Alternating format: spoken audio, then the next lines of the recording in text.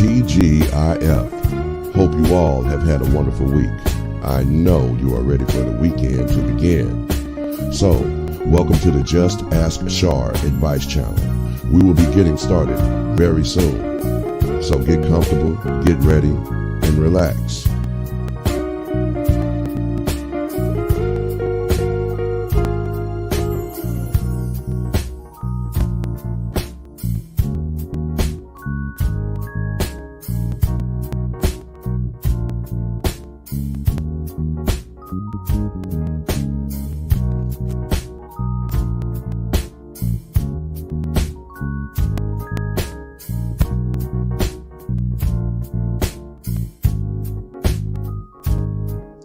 We sincerely thank you all for your support. This channel is sponsored by you, the subscribers. When you want to hear another perspective for yourself or a friend, then just send an email for advice to JustAskChar@gmail.com.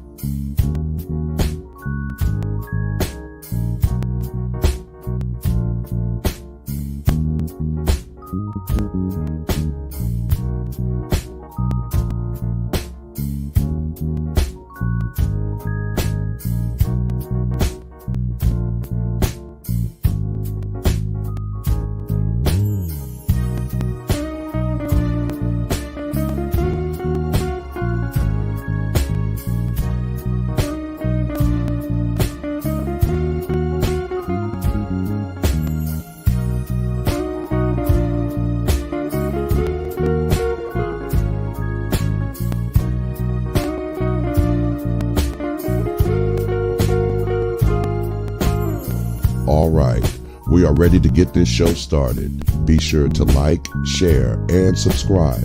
Tell a friend. There will always be a perspective or some advice that someone can benefit from and use. Now, here's your host of the show, Char Willie.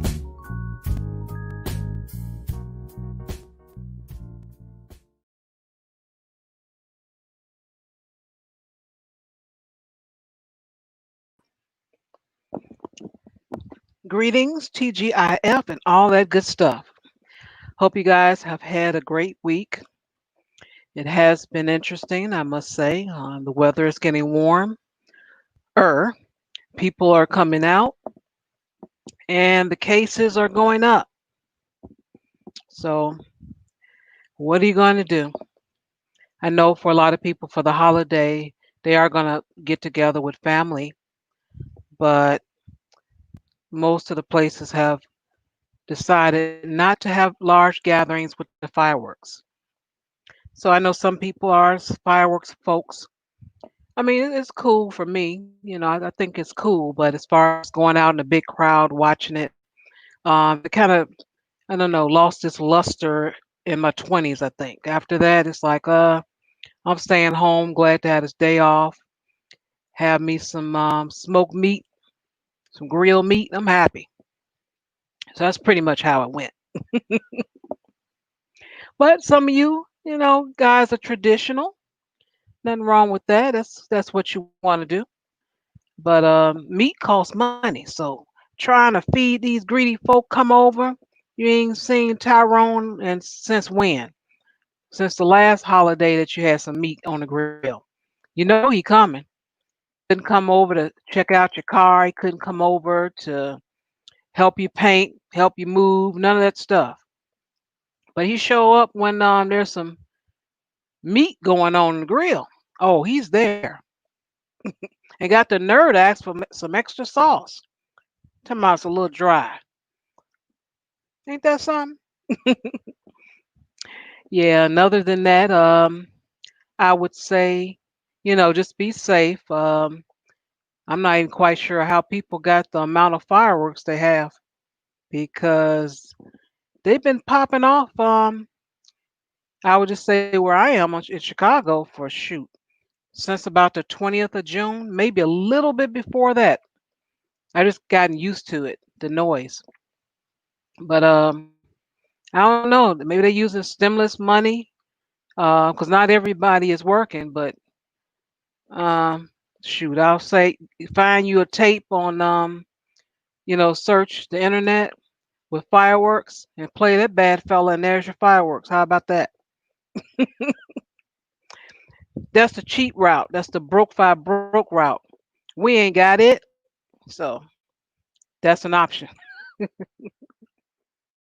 How are you good folks doing? We got Don Teasy, take it easy. And DJ Music, how are you doing? Thanks for coming through. Jay Shine, Rain and Woman, Crew, hey, what's happening? Let me keep scrolling. We got Shadra, hello. DeAndre, thank you so much for coming through. I definitely appreciate you. Topaz, how are you doing, young lady? No therapy tonight, okay? Hey, Vonda, how are you? Welcome. And I think I finished scrolling. I think I got everybody for now. Yes. Yeah, I think I got everybody. Uh-oh, Oreo. Oh, how are you doing? Welcome. Good to see you tonight. You like that? Good. And I think without further ado, let's see who we got here. I think I heard somebody. Ladies and gentlemen, please welcome on stage. Classic Ruby, everybody. Classic Ruby. Greetings, young lady. How are you? Happy holiday and all that good stuff. If you celebrate it. And if not, that's fine too. But thank you so much for coming through. I appreciate it. Oh, there we go. Can you hear me now? I've been having this whole monologue that no one can hear but me. That's cool. Um, hey, what's up? Thank you. I'm happy to be here. I celebrate Canada Day, so happy Canada Day, and of course, happy Fourth if y'all celebrate it too. I love y'all. I love y'all. Just listen. Point is, there's other ways to do ghetto fireworks. Now, so this is actually no, but it's funny though. And I'm not sure if Canada did it. I'm sure America's gonna do it. So they have this thing, right? And Uh-huh. it's like they're calling it 3D virtual fireworks, right? I was super excited about this. They're like just pointing at the sky and fireworks will appear, sounds and look so realistic. I Hmm. don't know what I was expecting. I'm like, what is this virtual reality? Like, what is it going to pop out of the phone? How did they make it happen? I'm waiting. I'm watching the countdown. Right? It's Okay. like been like 3 hours. I'm waiting for these virtual fireworks. Shar, it's Uh-huh. literally a screen, like the camera screen. And if you put the camera screen up at the black sky, then it Okay. shows you a picture of fireworks going on the screen. But you can see your sky from like that you're pointing. So like, if you point it next to the building, it'll, you can see it next to the building. I'm like, that's virtual fireworks? You really ripped me off. And the things I'm doing this, right? I was so upset because I waited so long. Um, and then, there's people in the neighborhoods who were like setting off the fireworks and stuff. So I can't even hear the sound of this cheap ghetto, all new virtual fireworks foolishness. So and then we started seeing this bright flashing light from like down, and it was reflecting off of a building I could see, and I'm like, that looks like it's like right there. I bet you if we Hmm. just go right outside the front door we could see it. Let's go. And that's what we did. So, Okay. but there you go, 3D virtual fireworks, aka look like you're taking pictures of fireworks but really you're not. It's that's the new ghetto fireworks. just so we're all clear. You know, no blowing off fingers. You know, it's all right. It'll be fine. Well, it's kind of safe my way too. Google fireworks, watch it on the screen. You can put on whatever screen you like, and there you go. Hmm. Got Or some you could lie to speakers, turn it yourself. up. Yeah. See, Hmm. that's where we mess up. That's why I said, I'm like, if we had attached it maybe like to the echo or something, right? So you could get some more boom or something, because that was disappointing. But no, you know what? It's not the same when you know, because I did that too for the last holiday here. They're like, oh, you know, we're gonna show you a presentation of last year's whatever. First of all, it's always like 3-minute presentations. It's like such a ripoff. Um, but it's not the same. Like, you know, you're watching not today. Like, I wish Yeah. that they would go and put on, let's say, a fireworks display, I don't know, somewhere, whatever, over the water, so no one can come and watch, fine. But then cast it to us. So, okay, I'm watching on a computer screen, but at least I know it's happening right now, you know? So I still feel like I'm doing something right now. Like, every other way is just a ripoff. Y'all lied to me. I waited for virtual 3D fireworks. I'm an idiot. Just so we're clear, that's what I did. Mm. Yeah. Well, it's an option. That's what I'm saying. There you go. Do what you got to do. But yeah, I've never been the one to really care too much for it after the 20s. I'm like, yeah, that's nice. Fireworks. I'm staying home. But to each his Yeah. own. Do your thing. That's what I say. Do your thing. It is my listen. I'm telling you, people came out in full force and they did fireworks all over the city. Like, you could hear it. People were doing fireworks today. I might have to close my windows because people have been doing fireworks. But I'll tell you, I'm a fireworks girl. I will be a fireworks girl till I die. I could just tell. Like, I turned right back into like a 2-year-old, right? And like, I mean, like a 2-year, like, you know, like how like kids are like honest, so they're not just like not going to be like, oh, well, thank you for the free fireworks I didn't pay for, so I'm just going to appreciate it. Like, no, I will criticize the order you put them on. I will criticize. I'll be like, man, they ripped you off. That was just one. It didn't even do nothing. Like, I'm all about this, right? Like, I'm like a kid during fireworks time. Oh So, boy. but you know what you Oh, could do if you're scared of going outside and breathing air? As I used to do, if you live like in a neighborhood of houses, trust me, people are coming out to do fireworks. They do that themselves. Get in your yes. car and drive. This is what I used to do. So when sundown came, I get in my car and I drive, and you like chase the fireworks, and you can chase, like, you know, so you go down a few streets, you watch these people, then you go down a few more streets, you watch someone else's. I'm telling you, there's way to go about not paying for the fireworks, not having to go to the mall or wherever and getting impacted in, and still see a lot of fireworks. You could do that for a couple hours. I've literally done it for like 3 hours before straight. I saw a lot of fireworks. It was a good day. Okay. Yeah. Almost like with the Christmas lights. Okay. Gotcha. All right. Yes, yes, Mm-hmm. exactly. Just like the Okay. Christmas lights. Okay. All right. I got you Mm. on that. You know how Ruby is. Ruby loves her piracy. So anyway, she can still get it for free. Yeah, I'm about to contact you for some hookups. Yeah, that's what I'm gonna do. And speaking of hookup, we're gonna talk about breakups. Mm. We got a letter from a young lady, and she's dealing with a breakup, and I'll play that. And she's trying to figure out some things how to move on. All right. And let me share a screen and get that going Mm-hmm. Mm-mm. and turn it up for you guys.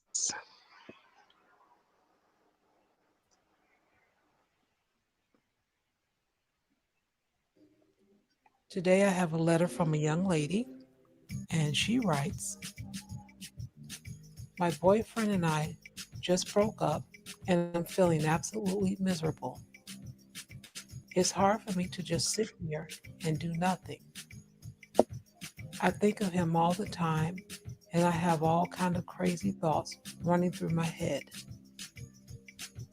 One minute I want to call him and see what he's doing, and then sometimes I just want to stay in bed and cry all night. I don't even know what to do so I can get over him. Please give me some advice on how I can get over this breakup and move on. Thank you so much for your letter.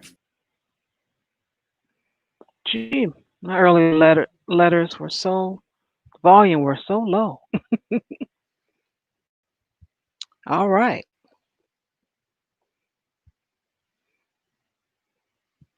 Oh, there Hear me? she is. There you go. I, I don't know I what can hear you happened. now. I'm like, there Uh, she is. okay. So yeah, it was really low. Would you mind reiterating? Just Not a problem. The okay. young lady broke up with a boyfriend and she just feeling awful. She stays in bed, she cries, she think about doing crazy things, which she didn't give any details. She Mhm. says she thinks about calling him sometimes to see what he's up to. And she would like some tips on what to do. Mm, Uh, Part of the problem with these things, right, is that the only thing that heals heartbreak is time, right? So, Yes. like, it's stupid to tell someone, "Oh, just hang in there, be patient, don't worry about it. Time will heal it." Like, she doesn't care. Time's gonna heal it. She understands that. I'm sure she's grown, right? But it's like, I Yeah. don't know how. I need to feel a little bit better right now. Um, and one of the things people don't realize is that like depression feeds itself. It's almost like a parasite in that way. So I'll explain. Okay. Um, when you're depressed, you go and hide yourself, alone in your bedroom, right in the dark. You don't want to talk to no one. You don't want to see anyone, and you cry. Um, Now, here's the thing: is that when you're alone, first of all, your brain actually gets a little depressed, even when nothing's wrong. That's why we seek out people. We are naturally like herd animals. We look for people. And so the more we keep ourselves away from people, the more we hide in our bed and cry, the worse we feel. And the more we only feel like hiding in our bed and crying. So the way you break that cycle, and this would work even just for regular depression, too, is for you to go out and see people. Like seriously, go out. It's got to be people you trust. I know, fine. So I don't know if it's your mama, it's your best friend, it's whoever, right? You go out and hang out with someone. You're gonna feel horrible. You let them know. Listen, I feel terrible. I am in a horrible mood right now. I am miserable. I am sad. I'm depressed. Whatever. And I'm just gonna be this way. And they're gonna go, okay, cool, and say, listen, you don't have to cater to my feelings. You don't have to make me feel better. I just need to be around people. And you'd be surprised how just being around people is going to make you feel. And eventually you might catch yourself laughing or smiling. And here's the thing: laughing and smiling, it floods your brain with serotonin and endorphins. It makes you feel amazing. And it's like a temporary thing again, right? And it'll feel fake, it'll feel plastic. If you go stand in the mirror right now and go smile, even though you don't mean it, it's actually going to make you feel better inside. I know it's weird, but it's like this automatic thing our bodies do. So that would be my suggestion, because that is the only thing. I suffer from depression, and that is my way of breaking that cycle. It's actually really difficult to do, because it's the last Hmm. thing you want to do. Because, like I said, depression is like a parasite; it feeds itself. And as soon as you Yeah. break that cycle, it feels so uncomfortable. It feels like this doesn't fit right. And, whatever, the world doesn't seem right because now, he's not in it anymore and blah, blah, blah.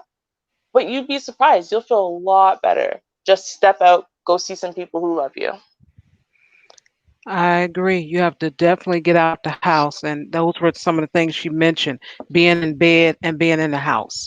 Hmm. That's not where people are. So the way you're describing it is exactly correct. I agree with you that you have to get around people.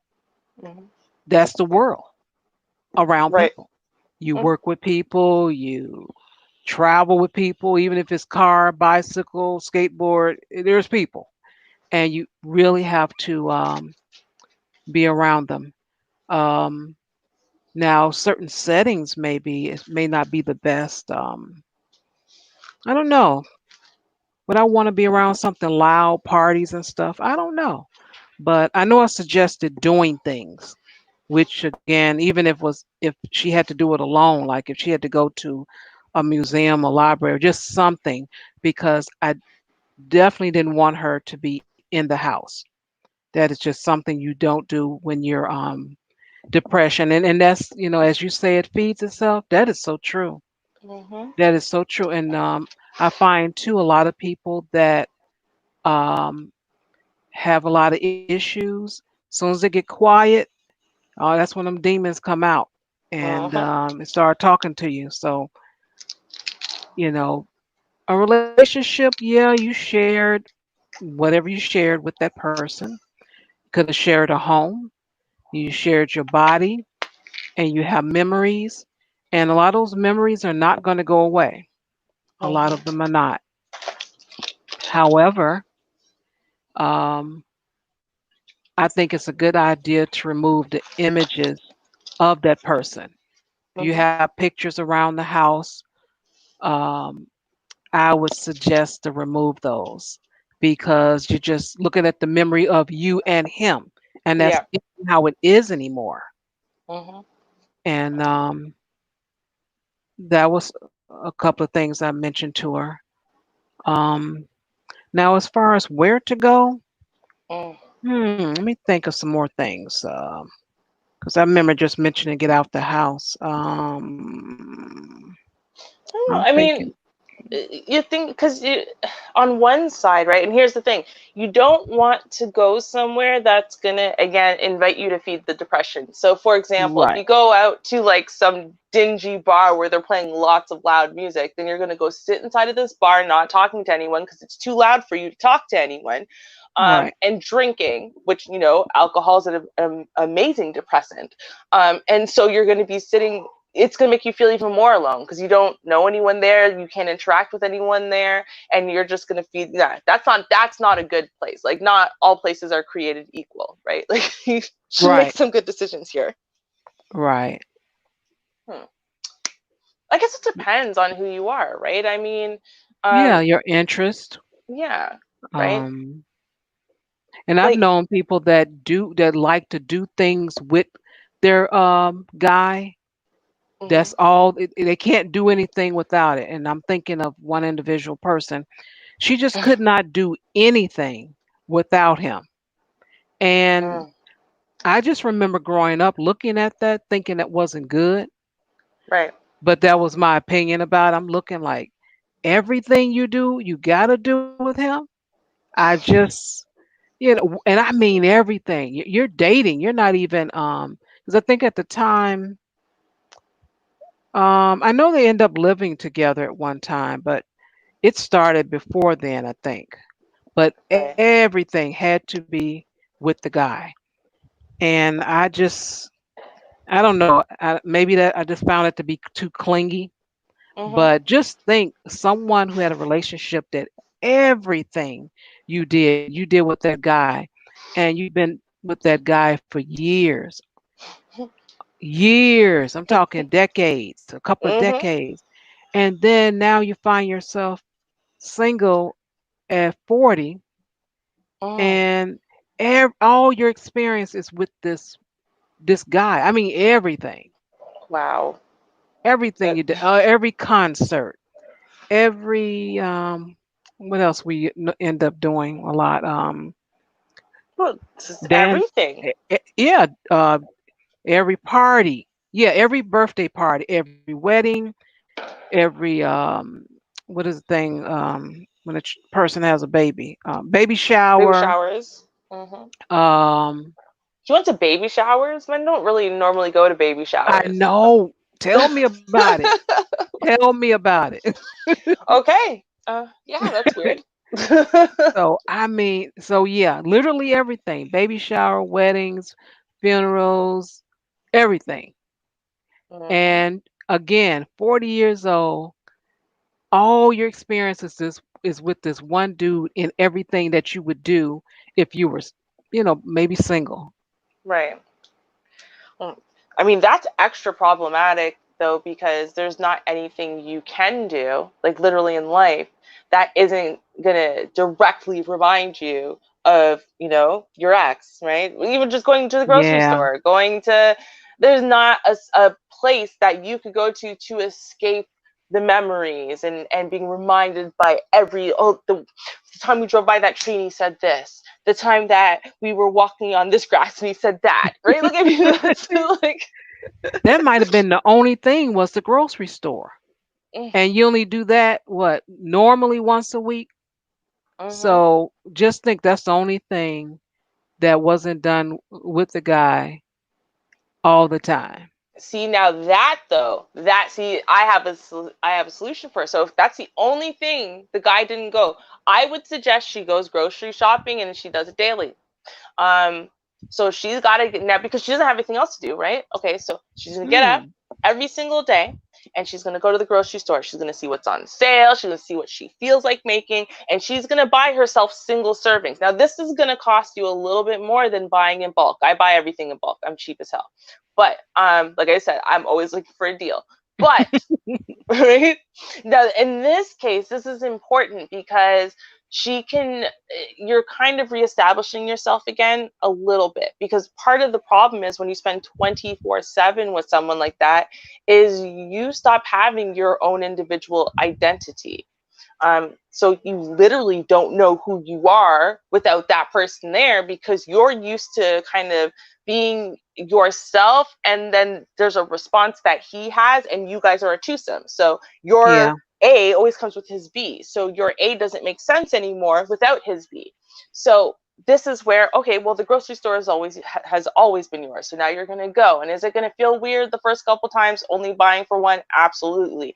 And now that's the first time it's going to be hardest. You're going to be walking around and you're going to be telling yourself you can't pick up tomatoes because he hates tomatoes. This is where you pick up tomatoes now, because you like tomatoes. He doesn't like tomatoes. So now you're going to get tomatoes. I can't get turkey. He doesn't like turkey. Oh, yeah, that's right. He's not here. Does that hurt? Sure. Buy the turkey anyway. So on and so forth. This is what you're going to do for Hmm. a couple weeks, because you're no longer cooking for him. You're cooking for you. And you're not cooking out of spite.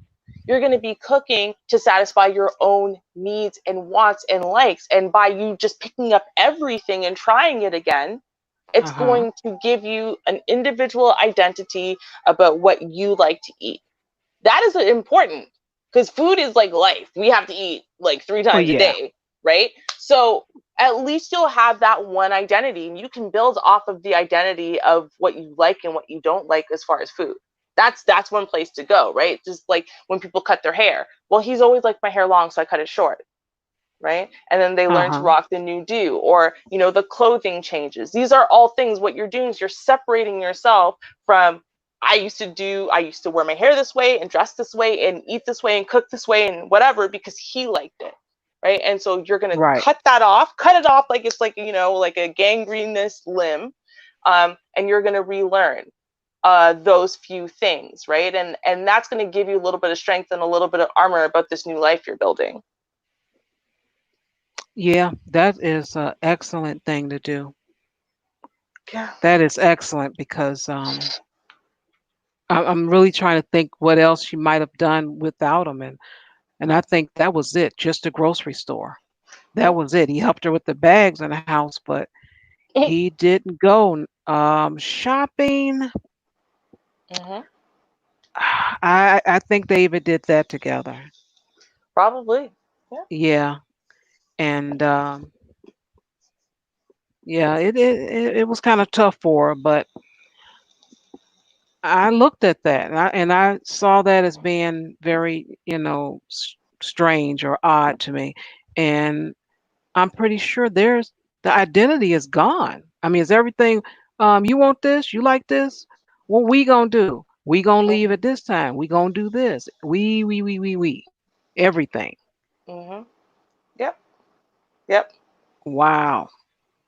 A lot of people are like that though, and see, to an extent I kind of get it, because I am a together person. Even in my astrological chart sign thing, where it says like I don't feel like life is worth living unless I have someone to live it with, and this is why like my entire life has been a series of very long monogamous relationships. And I like having a Hmm. twosome. I like being part of a couple, but that's not to say that, oh well, you have to go without me, and if he can't come, I'm not going. Like, no, no, no, it wasn't like that, right? It wasn't in this obsessive I have no identity without him kind of way. It was just more like I like being in a couple, I like doing stuff together. I normally ruin those things together though, because the thing is I'm very stressed I'm very stressed out getting ready for anything and going anywhere. I hate being late for anything, and yet I am late for everything. I plan very, very extensively to try not to be late for things, and everything always goes wrong, which means I am a complete witch with the bee the entire time I am getting ready for and going to anywhere. And then we get to the place we're going to, and I will be mad. Yeah, this is good shit, and everyone's gonna know I'm gonna walk in, I'm gonna look stupid, and blah, blah, and now they're gonna think I don't care about them. And but it's the biggest deal to me every time. It never ends up being a big deal to anybody I go to. I'm 2 hours late. They don't notice and they don't care. Right? I care. It's a big deal to me. And I ruin everyone's day because my day is ruined Oh, because I'm stressed out over nothing. Yeah, no, I'm the worst person to go to things with. Like, you really, but the thing is, once I'm there, I'm fine. But see, that's the thing, right? So maybe that's why I never get that obsessive connectivity with anyone, because people are like, no, I'm just going to say no for now. just want to come with me okay. to this? No, baby, it's gonna be fun. Oh, hell no. No, you trying to get ready for that? Nope. I already know how that's gonna go. Nope. I won't even be home that day. Bye bye. Good luck. Yeah. And with the lady in the letter, I have no idea, any more than what she shared. Um, but I am wondering, did she do a lot of stuff with him? Was that her experience? Because it isn't really unusual. Mhm. Um, Now, what I do find that would be a little unusual is a man that would do all of those things. That's just my opinion. I find some of that a little odd, like the baby shower, Mhm. you know. Mhm. Um, eh, that was a little odd to me. I get even the weddings, but still sometimes, even though that's your girl's friend, do you have to show up at all of them? Yes. No, So absolutely yes. No, I would agree with that one. No, you're coming. I don't go to weddings by myself. No. We've been together for a long time. People know you exist. Oh, and I'm supposed to go to a wedding by myself? okay, well, Yep. yeah, some of that I found a little odd, but okay. I mean, The everybody's different. Yeah, no, the only time I've ever seen people go to weddings separately is when they each had a friend getting married on the same day. So they separated and one went. Actually, one of our groomsmen, his oh my gosh, I can't remember who it was. It's like, oh, almost like family though. I think it was her family was getting married on the same day that we were. And so his wife didn't come to our wedding, right? But went to the thing. And then it was like, there was this whole balance for them for the day. Like, how were they going to be able to show face at these two places that were really important? So, I mean, I think that's the thing though. Weddings are different because weddings are like one of those things you sit around a table with a bunch of people you might know. Maybe you don't, especially if it's a friend wedding. God, you got to have someone there with you. You have to have a plus one. You got to have a plus one. Like, and so if I'm married, why isn't my plus one my husband? Like, people will start like looking at you and like chattering and wondering behind your back if you did not bring your so-called significant other you've been with for a lot of years with you to these things. Like, not to the baby shower. That's so weird, right? But uh-huh. like to weddings or like birthday parties. Like, if it's like a birthday Well, party and there are men and women at the birthday party, like, yeah, you kind of gotta come. You gotta show yeah, face, like, at yeah, least. yeah. Yeah. I mean, but there is, like, again, there is a level. Like I said, there's certain things like bridal showers and baby showers that are for women. They're for women only. Um, uh, on point, unless you're family, unless that's like your baby sister or something like that. You're not going if you're a man. So that's weird. Like, if it's like maybe he was really.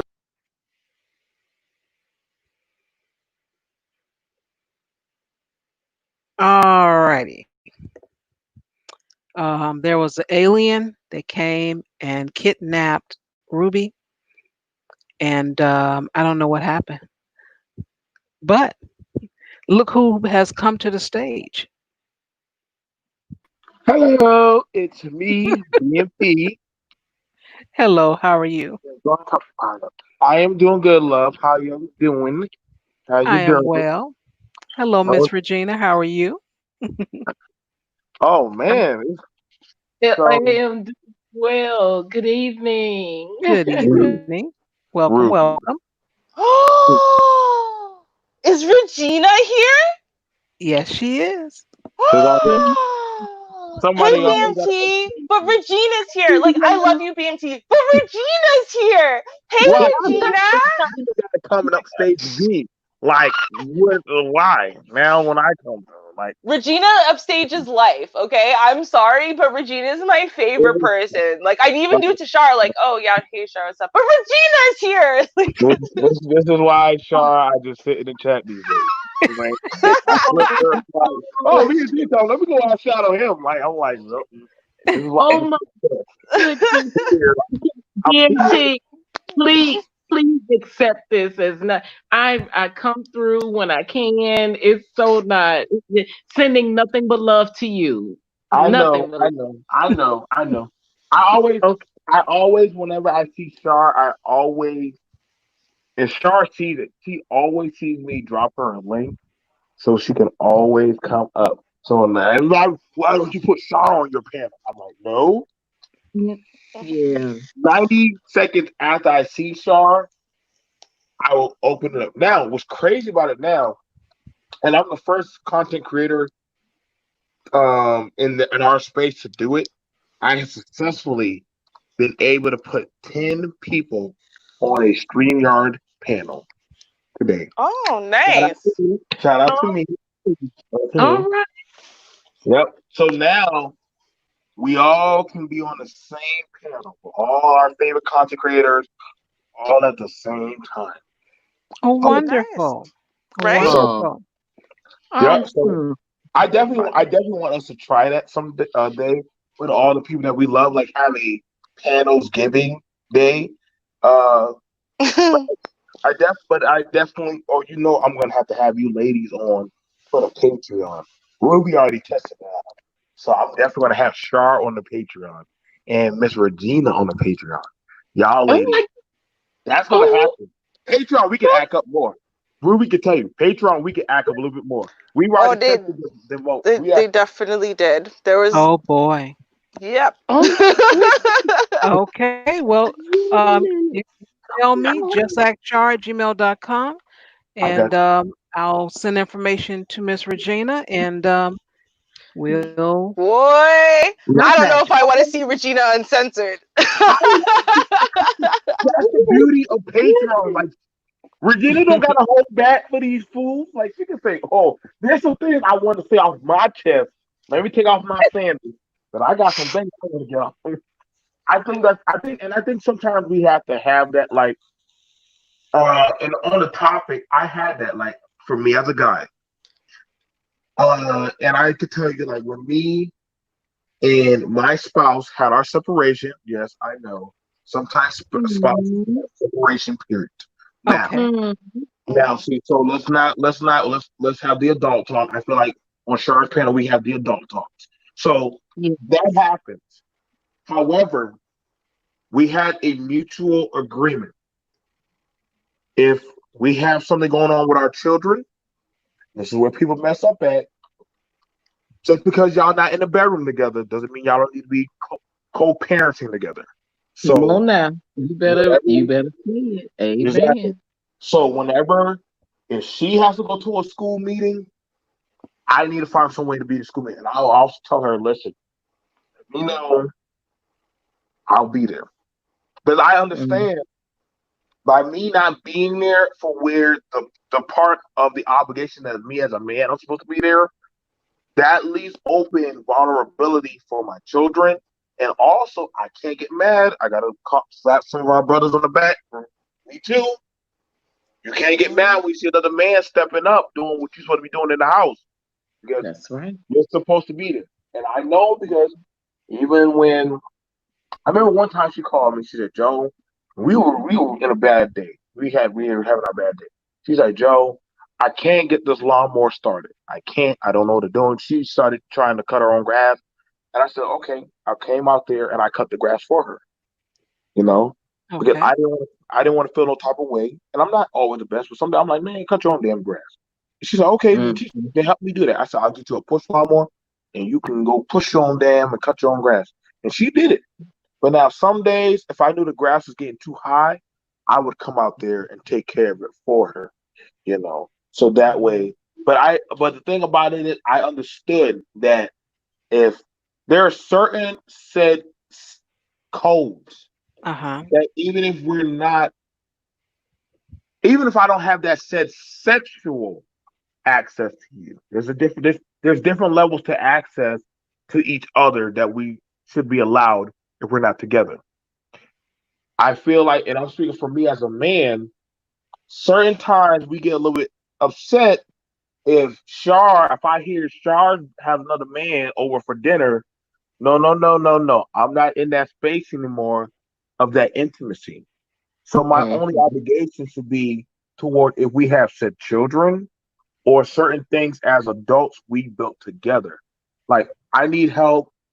Like my mama, if she needed help with some stuff in the yard that she couldn't do, then she would call my father. However, if he needed certain said help, he would call my mama. Now they're divorced, but Uh-huh. somehow magically, and I find it interesting, certain said stuff, and I'll tell y'all right now, I learned from older folks that I'm like, Mom, I thought you don't deal with my daddy. You say you don't deal with you married. I know, but certain stuff your daddy know how to do, and we're grown now, we're older now. You know, I just call him. If I don't know how to do certain stuff with mechanical equipment or farming, I call your daddy. But then when my daddy, he runs his own farm, his own stuff, he'll call up Zach. How you do this goddamn taxes? Jane, send me the goddamn tax paper, and she'll do the taxes for him because they still have that level of relationship where we're older now. We're not. I know we're not in that type of phase. So I think there's different levels of attachments that women and men have. You know what I'm saying? That Okay. they don't. You know what I'm saying? That we have together that like going to the school for the children, or if there's certain said things like you don't know how to handle the car. I would take the car to one of my buddies and we'll fix it so that way you're not vulnerable. You Now know, I have a question. oh, I'm sorry. Go ahead. No, go Go ahead, go ahead. ahead, go ahead. Because I think that what he just stated comes with a level of maturity, though. That's not something that just that's not osmosis. That don't come, just naturally. It comes with maturity, and then there's a level of respect. You know what I see her doing? She's making sure that the kids are getting to their piano practice or whatever it is, and so I'm going to help get the car fixed. That comes with maturity. That's a young man that has been able to, or a man that has been able to say, you know what? If I can't get them because of my work hours, I'm going to be sure that if my friend can fix the car, the alternator, whatever it is, if I can get that fixed, I'll do that. That comes with maturity. That's not something that's all because anybody else. Okay, the car broke down. What you calling me for? That's that is the innate response. Okay, okay. So you can't get to work. That ain't my problem because you laying up there with that heifer or whatever. Now y'all are all booed up. You want to be the family man, showing up like Tina Ike's ex-wife did. Oh, you want to be the family man and dropping the kids off and not caring. There's Mm-hmm. a there's another level that comes with that. That's not our innate response. I'll put it that way because I've lived that, and it's hard to get in that mode where okay, he needs my help. Oh, so now you need my help. Now you need me. Oh. It takes a step to move beyond. This isn't about me, but my children now need that help. That comes with something else. It's a little bit different. Right. And for an individual to accept that and move on and say, I can get your car fixed. And I don't want your draws. I don't want I don't want your dick. I don't want none of that. I just, I know that you are good in this space. Mm-hmm. So I will reach out to you in that capacity, so. Mm-hmm. Yeah, that was exactly kind of my question, right? I think a lot of people who behave badly in these scenarios. Even if it is just like a temporary separation, whatever, they behave badly because they're so heartbroken, because they're so lost without the other person, and they're bitter and they're jaded and they're angry and they're frustrated as a result of that, and they're acting wild. They're lashing out. They're taking all that love and turning it into hate because it's so overwhelming and they don't know what to do with it. So I guess my question would be, how do you take all of those, the depression, the sadness, the anger, the whatever else that's kind of brewing, and put it to the side, to handle things like the kids or whatever else together? I, I can speak from the man position because, like I said, and Char is special, so I don't have to wait the Patreon for that. I was hurt at first because we got into it really bad one day, and the law enforcement did get involved, and I did pack up, and it was hurt. Nothing hurts more than a man leaving his home not by his choice. And you know, uh, Miss Regina's right. I wanted to lash out. I wanted her to feel pain, and I wanted her to suffer. However, I also had to check myself and remember that when I was young, see, I forgot the reason why I built a family as a man because I wanted the next generation to not have it as bad as I did. You understand? And so I understood that, you know what, I want her. And this is something that a lot of people forget, that I want her to suffer just like I did. But I forgot that if she feels, my children feel. Yep. If she goes without food, my babies go without food. So it's a thing about it now. When you start, see, this is why I understand the importance of a nation. Because see, now you got to be more mindful of your steps of what you do. What you do to one, you do to all. So it kind of makes you more so mindful of, and people want to see other people suffer, but you're not really making that person. You're making those who had nothing to do with it suffer. So when I understood that, I said, "Damn, like my babies ain't eating." So who's truly winning? Because mind you, when I remember she said, "Joe, the car went out." I hung up the phone on her, and a lot of guys, some people will praise me like, "Yeah, Joe, that's a real man," and I'm like, "Wait, that's a real man." So now that my kids can't go to school, how does that make me a real man? Because I'm denying them what they need. So you understand what I'm saying? We'll be like, Yep. there's levels to when. That's why I said that's what the thing about it is. As a man or as a husband, as a mate, my life no longer belongs to me.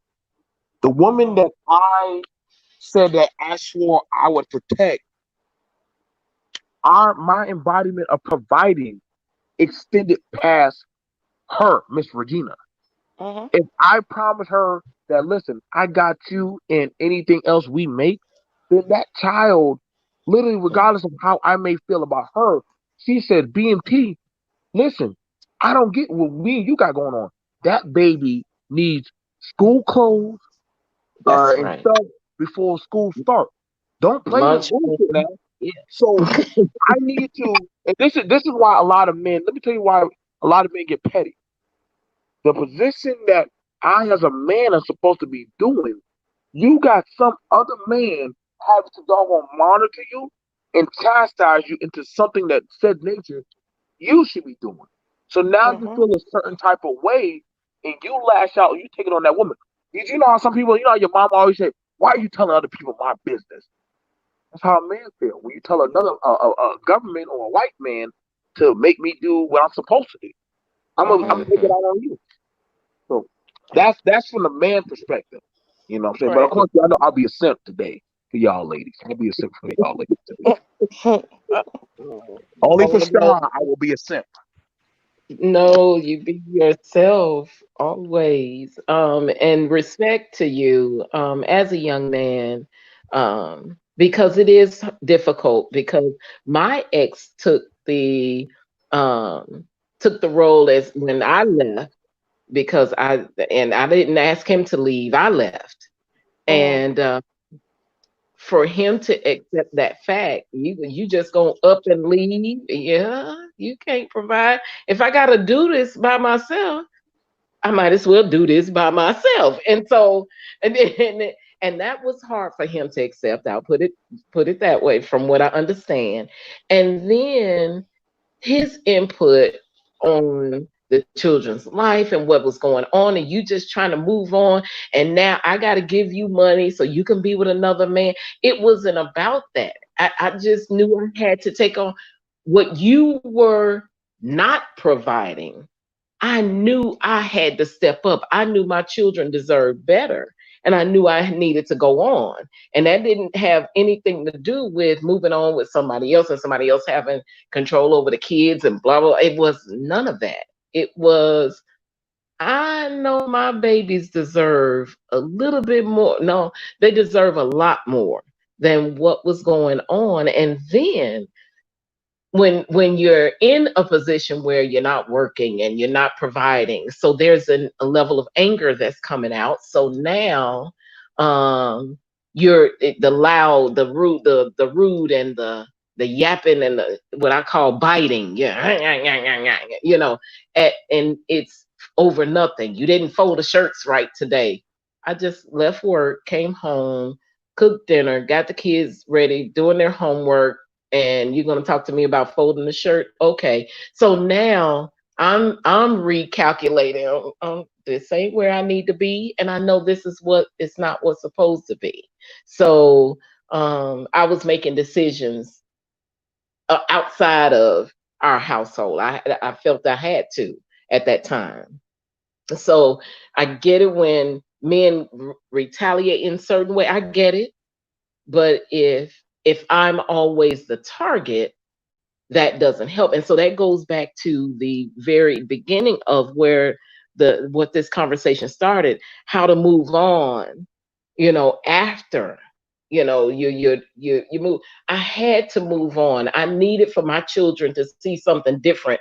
I didn't want my daughters to see that this is how a man is supposed to treat a woman. And I didn't want my son to see that this is how a man should be treating a woman. That trumped everything. You can spend time with them, you come get them, you can do whatever you want to do, but this is not what this is going to be together. I'd rather for my children to see two happy people apart than to see two miserable people together. I didn't want them to see that, and I was on a mission with that. And so that's how I move forward from that. If I'm not happy with you, and obviously you're not happy with me, then we need to make some, even though we have these little individuals who are dependent on us, we can still make this happen. We can still co-parent. I'm not going to fight you about visitation. I'm not going to fight you about any of that. If you give me funds for them, fine. If you don't, fine. Because I know that I still have to provide. I still have to have a roof for me. So Right. you can rest assured that I'm going to have a roof for them. Yeah. Mhm. Yeah. It's very So, interesting that a man, um, you mentioned giving you funds for you to be with another man. That's always interesting to me that the person always bring up someone else, whether they see someone else or not. mhm. And I'm pretty sure whether it's a breakup or even death, if you're young enough, you're going to have another mate. So why even be concerned with that? It may be an ego thing. I don't know. But I do know even women, they concern about the next woman. The way I look at it, if it didn't work out for me and him, and he wasn't treating me right, why would I care that much about the next woman? Because it's the same individual. He wasn't doing me right. Mhm. Chances are he's not going to do her right. And if he does, if he grow up all of a sudden, mature, okay, well, still that guy wasn't for me. And that's okay. Release him. Yes. I get that one though because I've been that girl. So I'll explain. So Okay. you take your love, your soul, your devotion, and you pour it into this man who makes a whole bunch of promises he doesn't keep, breaks your heart, so on and so forth, right? I mean, and this goes on for years before you finally find an ounce of strength and you end the relationship, right? And you're devastated, mind you, devastated. It's not like you really wanted to end the relationship, but you just saw that nothing good was coming of it for either of you, really, right? Like, clearly, him being with me is not inspiring him to be his best self. And this relationship is very toxic to me and whatever. Okay, I got to go be elsewhere, but I'm devastated, right? And I'm hoping that all those promises he made when I first walked out the door, no, girl, I'll fix myself for you. We're meant to be, blah, blah, blah. I'm hoping all that's going to be true one day, right? Hoping he's going to work on himself, blah, blah, blah. And then he meets the next chick, right? And he don't have to work on himself. He's just magically this guy who I knew was inside of him the whole time. I just didn't get that guy. I put in all of this work and I sacrificed so much for this man. And this bitch just walks it up off the street and suddenly, boom, she's got Mr. Perfect. Wait a minute, that's my Mr. Perfect. That's my Mr. I built that Mr. Perfect. What do you mean? Right? So you're mad. Like, you're real mad. And I get it because I've been that person. I've been that hurt, and like, I don't get that. Like, why do I have to be the one before the one kind of thing? Well, I'm going to And ask you. I'm going to have to ask you. How do you know he became that perfect man? Oh, see, Ruby stays friends with everybody. This is how Ruby ends up stalking people's lives, but also knowing everything about them. So just like I know, like, my ex before my husband, I know he didn't change at all. Yeah. But he did marry the chick, but he didn't change at all.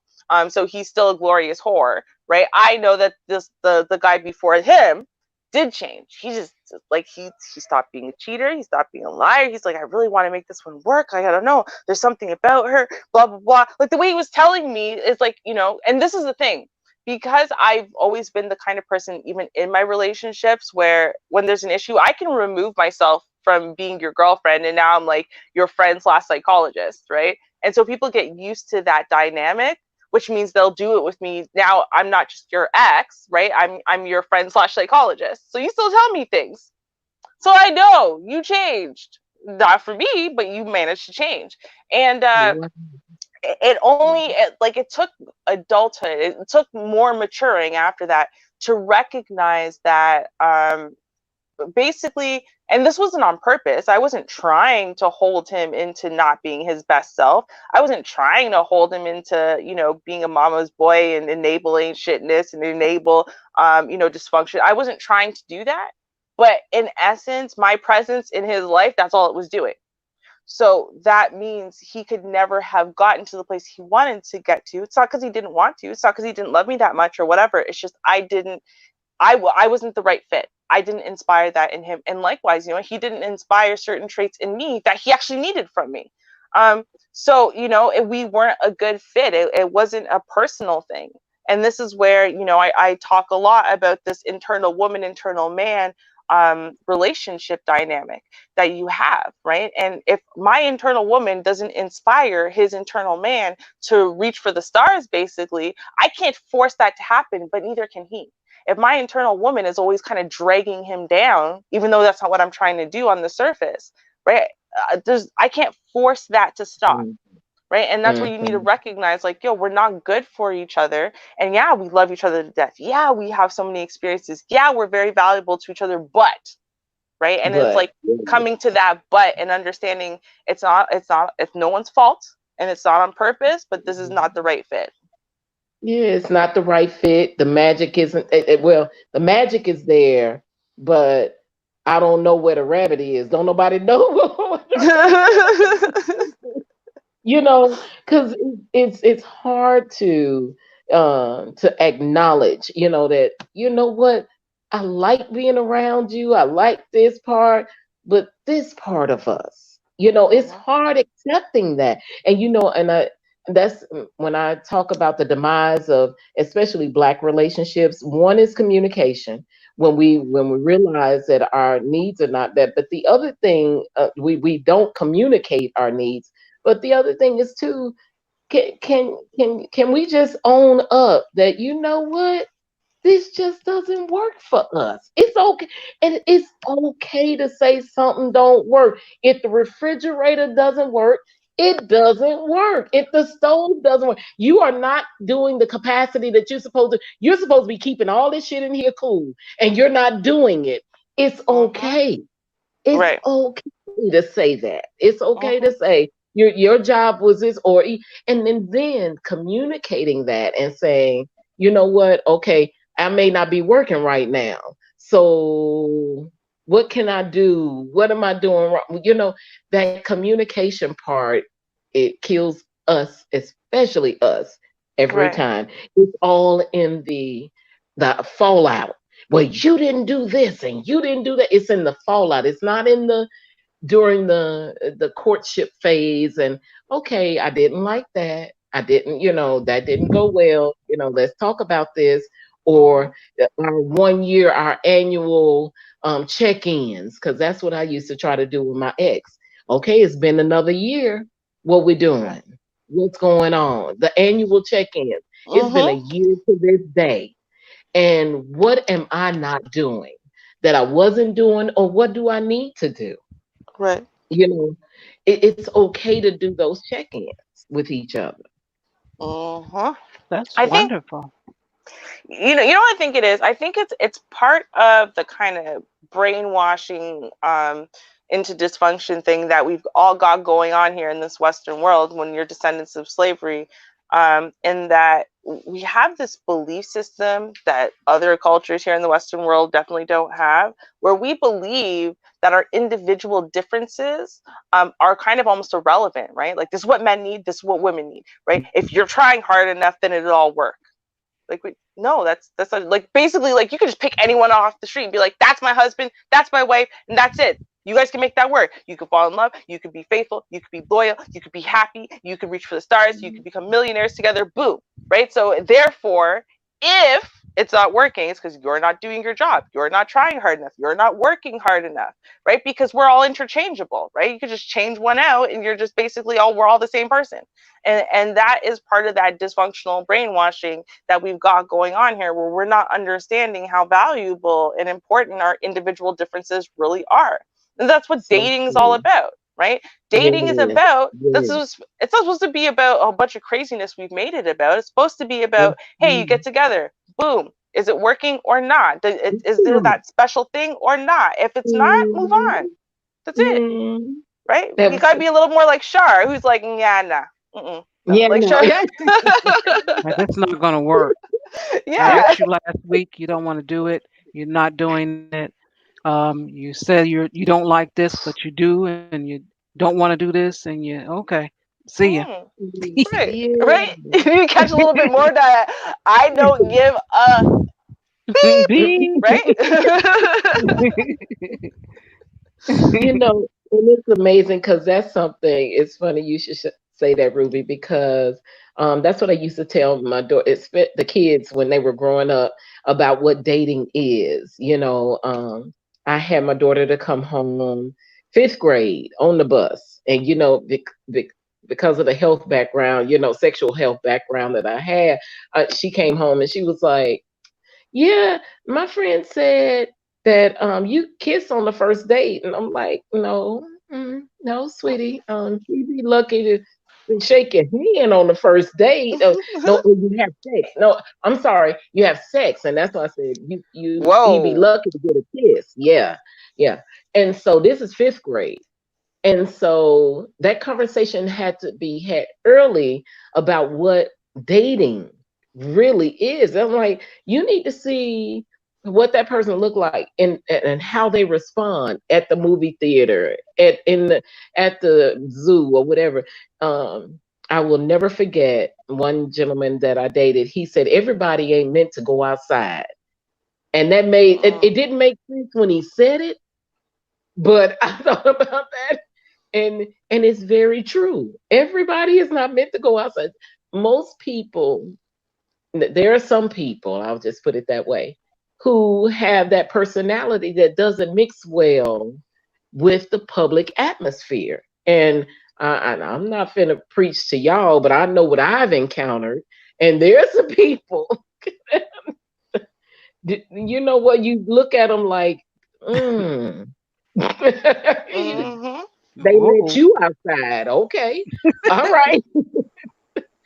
But and it's true though. Yeah. You don't expect everybody to behave and or respond the way that you do in certain scenarios. Hmm. So that's what dating is. Let me get to know you Right. in every environment. Let me just, oh, so that's how you act at the movie theater. Okay. So that's how you act in front of your family.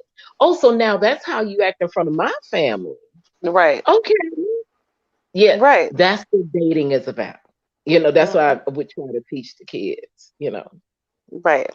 And the unfortunate part is with the highly over sexualized society that we've got going on in the Western world, that message is getting even more lost in our community where we were already missing the purpose of dating and the fact that we're individuals. So because Yeah. once you throw sex into the mix, especially for boys, you throw too much sex in the mix, they forget that there's supposed to be a goal after sex, right? Because yay, I got Right. the goal of sex. Well, just now the goal is just to sleep with as many people as you can to get that Yep. pleasure, to get that rocks off, whatever it is, and they forget that no, that's not all that there's supposed to be to There's, it.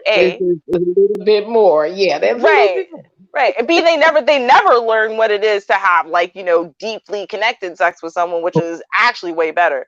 Um, but women, right? Women, again, our hearts are deeply connected to our sexuality. So when Mhm. whenever we end up having sex with someone, we'll catch feelings for someone that okay. So here I got a little bit of a babyish story, but I was watching Fuller House, right? The Full House spinoff, and Mhm. Ramona, who's Kimmy Gibbler's daughter, she kisses this like guy like that she's been annoyed with every season up until this point, right? Like can't stand this Mhm. guy, whatever. Like oh okay, whatever.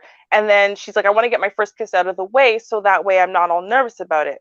So he said, okay, yeah, you can kiss me, kiss someone you don't like, and then that way. And she's like, yeah, I really don't like you. So she kisses him, Mhm. and then suddenly she likes him, right? And she's like she's all Mhm. tripping over him and everything. Meanwhile, he shows up, he's got his girlfriend and everything, and she's like, and she's all devastated. She's like, I don't even understand why I ended up liking this loser, right? And it's like because you Wow. kissed him, right? So they were trying to kind of teach that lesson in a roundabout way, right? But it's like yeah, if you just sleep with some loser, you might catch feelings for some loser, right? Why? Because Mhm. again, our emotions are deeply connected to that a sexual experience, and that's why we should protect it. That's why we shouldn't be sleeping with every Tom, Dick, and Harry, literally, right? Because we're going to catch Right. feelings for the wrong one, not even understand why we caught feelings for that one, and now we're on a 10-year commitment with some guy who's destined to make us miserable, and we're destined to make miserable. Like, what the hell's the point of And that? and you know what? It's not even a 10-year commitment. You've created a soul tie. You've not. Mm-hmm. It has nothing to even do with it. They can walk on. But you've connected with that individual. Mm-hmm. Period. They can That's walk off true. the date. Yeah. Yeah. Yeah. Yeah. and that Uh, makes the breakup even right. harder. That's the Yeah. other thing. 'Cause some women take it harder than others. They Mm-hmm. really Yeah. do. They hunt it. Mm-hmm. Yes, we do. Okay, been there, done that, got that t-shirt and a mouse pad and a coffee mug. Oh no, you got the whole collection going on. Oh Right? no. Damn. Yeah, yeah, cause I connect. You touch this, so we've connected, baby. You can't touch this and walk away. That ain't how this works. That's Mm. not how any of this works. Ooh-wee. Yeah, yeah. So and Yep. it is difficult. It was good to hear that this conversation is being had. That um it does hurt to move on, and especially when and I'm going to even you know I'm going to reach out for my brothers here because when we don't know and or accept our roles, because men let us know up front what your role is in his life. And if you choose not to accept that, pretty much it's on us. It is because they're Mhm. very, and what I love about our men is that they will let you know, and they may not say it.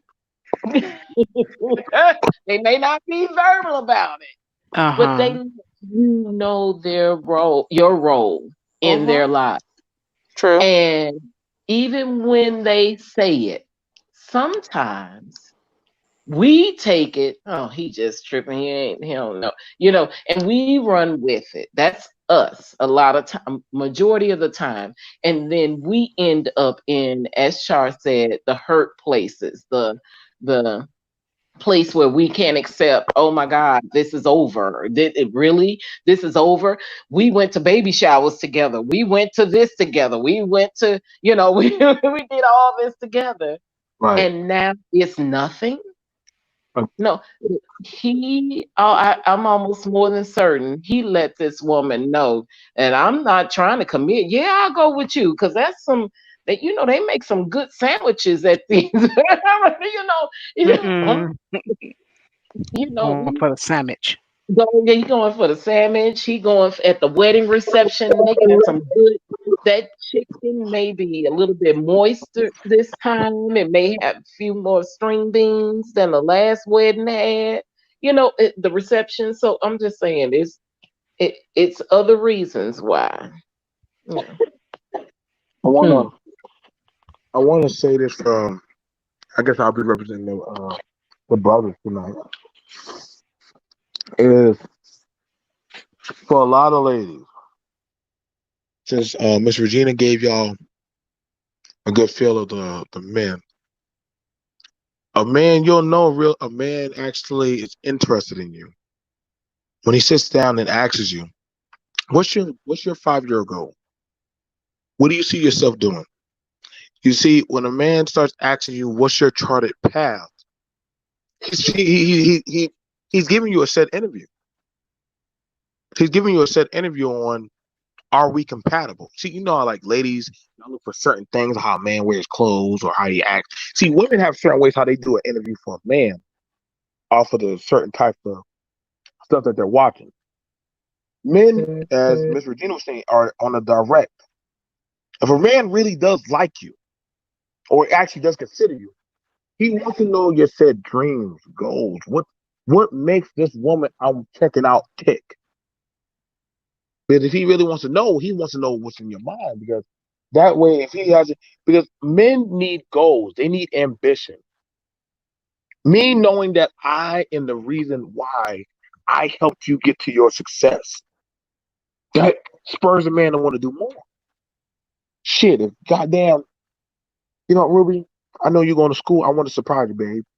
I'm gonna pay for your test, so that way, if you get your degree, we win. That's how Mhm. men. That's how men view it in their mind as conquerors. If my woman succeeds, I succeed.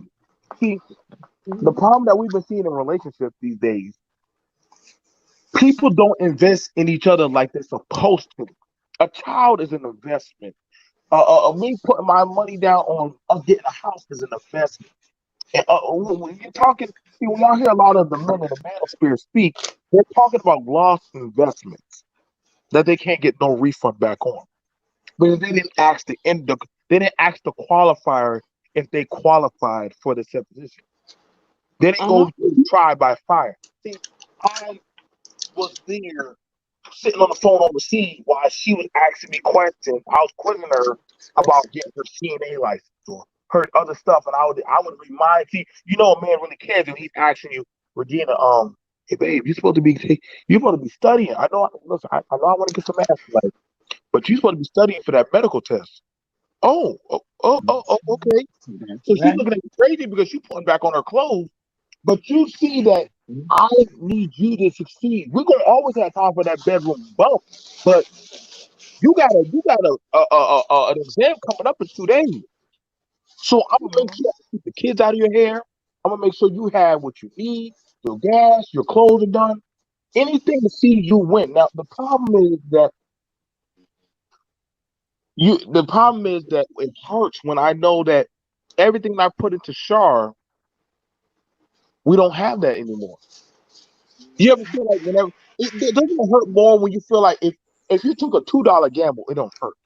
But if you took a $200 gamble, that's gonna hurt more Yes. because you Right. put more into that. And, Yeah. You mad at the crap table and everybody around it. Look, you mad. Yeah. exactly. So that stings more, and because you have more that you and you see. If I know that I put $200 in Miss Regina, I'm not walking away from that table. I'm not gonna leave it just like that because I'm gonna be like, "Hey, you sure I can't play again? Like, you said Nah. I know I messed up, baby, but just let me come by and I'll cut the grass or make sure you're okay because What you say? What I you done say? exactly like I done invested too much in me. Like That's I right. thought my dad was crazy when he showed up, and I said, Mama, why you let my daddy come around? I thought y'all two don't get along. I know. But some part of him, he feel like he still got to do this. So I just That's let him right. go ahead and put the grass. You know what I'm saying? I'll take some water out there. I tell him, don't touch me. You know what I'm saying? He be asking, can you try to hold her? He said, You put your hands on me. You fucked it up. Mm-hmm. You crossed the line. Yeah, I'm yep. like, I'm like, what are they talking about? You know, my oldest said, hush, they're talking. What are they talking about? What put hands on me? Me standing out there wearing suspenders, half naked, trying to figure out what adults are talking about. I'm like, what hands on what? I put my hands on y'all all the time. You know what though? Yeah, I'm sorry. I got to interject here because it just reminds me of my grandparents, right? So, I mean, my grandparents have been separated for so long on one side that I don't know them to be together. They were never together in all 35 years of my life. Um, and he was apparently very abusive and violent when my parents and her siblings were younger. So as a result, like I saw my grandfather very, very, very infrequently. My grandmother is like my favorite person on earth. But she like he would come by when we were younger, like on Christmas, he'd show up for like an hour, say what's up to the kids and whatever, and then bounce, right? Like he was never really around, and my grandmother never spoke to him. But now my grandfather has he has like Alzheimer's, and he's like gone. Like honestly, he's a very refreshing, delightful human. He has no idea who he is, and he doesn't know where he is. He doesn't know who you are.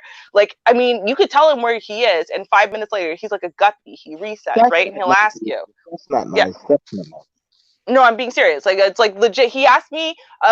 We had a 10-minute conversation, and in that 10-minute conversation at my wedding, he asked me where we were 4 different times and who I was 4 different times. But it's a very delightful conversation. He's very sweet about it. It's actually kind of awesome. Like I wish he had been this kind of lighthearted my whole life. But anyway, so you go back to right when I got engaged. And we all went to my grandfather's house and whatever. So all the cousins were there, and my grandmother said she's coming, and we're like, "You're coming? What for?" Right? Like you don't talk to my grandfather. And she's like, "Well, he hasn't been well, and whatever. I guess he's gonna die soon." And for the first time in my entire life, you see my grandmother and my grandfather sit down to each other, and they're talking to each other, right? And he's like, "Well, who are you? You're very beautiful." And she's like, "Oh, I'm your wife." He's like, "Oh, really? I'm married? And to you? Well, I must be lucky." And she's like, "You were lucky, but you screwed up." "Yeah, that sounds like me." And then he just kept, he's like, based on the stories. It was so funny though. Wow. Yo, they had a full out conversation for like a good while, but it was so funny to see it because no matter what, that's her husband. Like my grandmother never moved on. She never got another man or whatever like that, whatever. That was her husband and that's his wife. And that was the first time I saw either of them, and they looked like they, never had separated or whatever. Like some people do. They create that bond with someone, and even if you guys separate, you go about your lives, you go date other people, that bond is never broken. So they're always spouses. And like, like what you're telling me of your parents just reminds me of my grandparents. Flash forward to when they're like old and senile and decrepit and stuff, they're probably going to be the same way. Now, I want to ask y'all a question because this happened at our cookout earlier.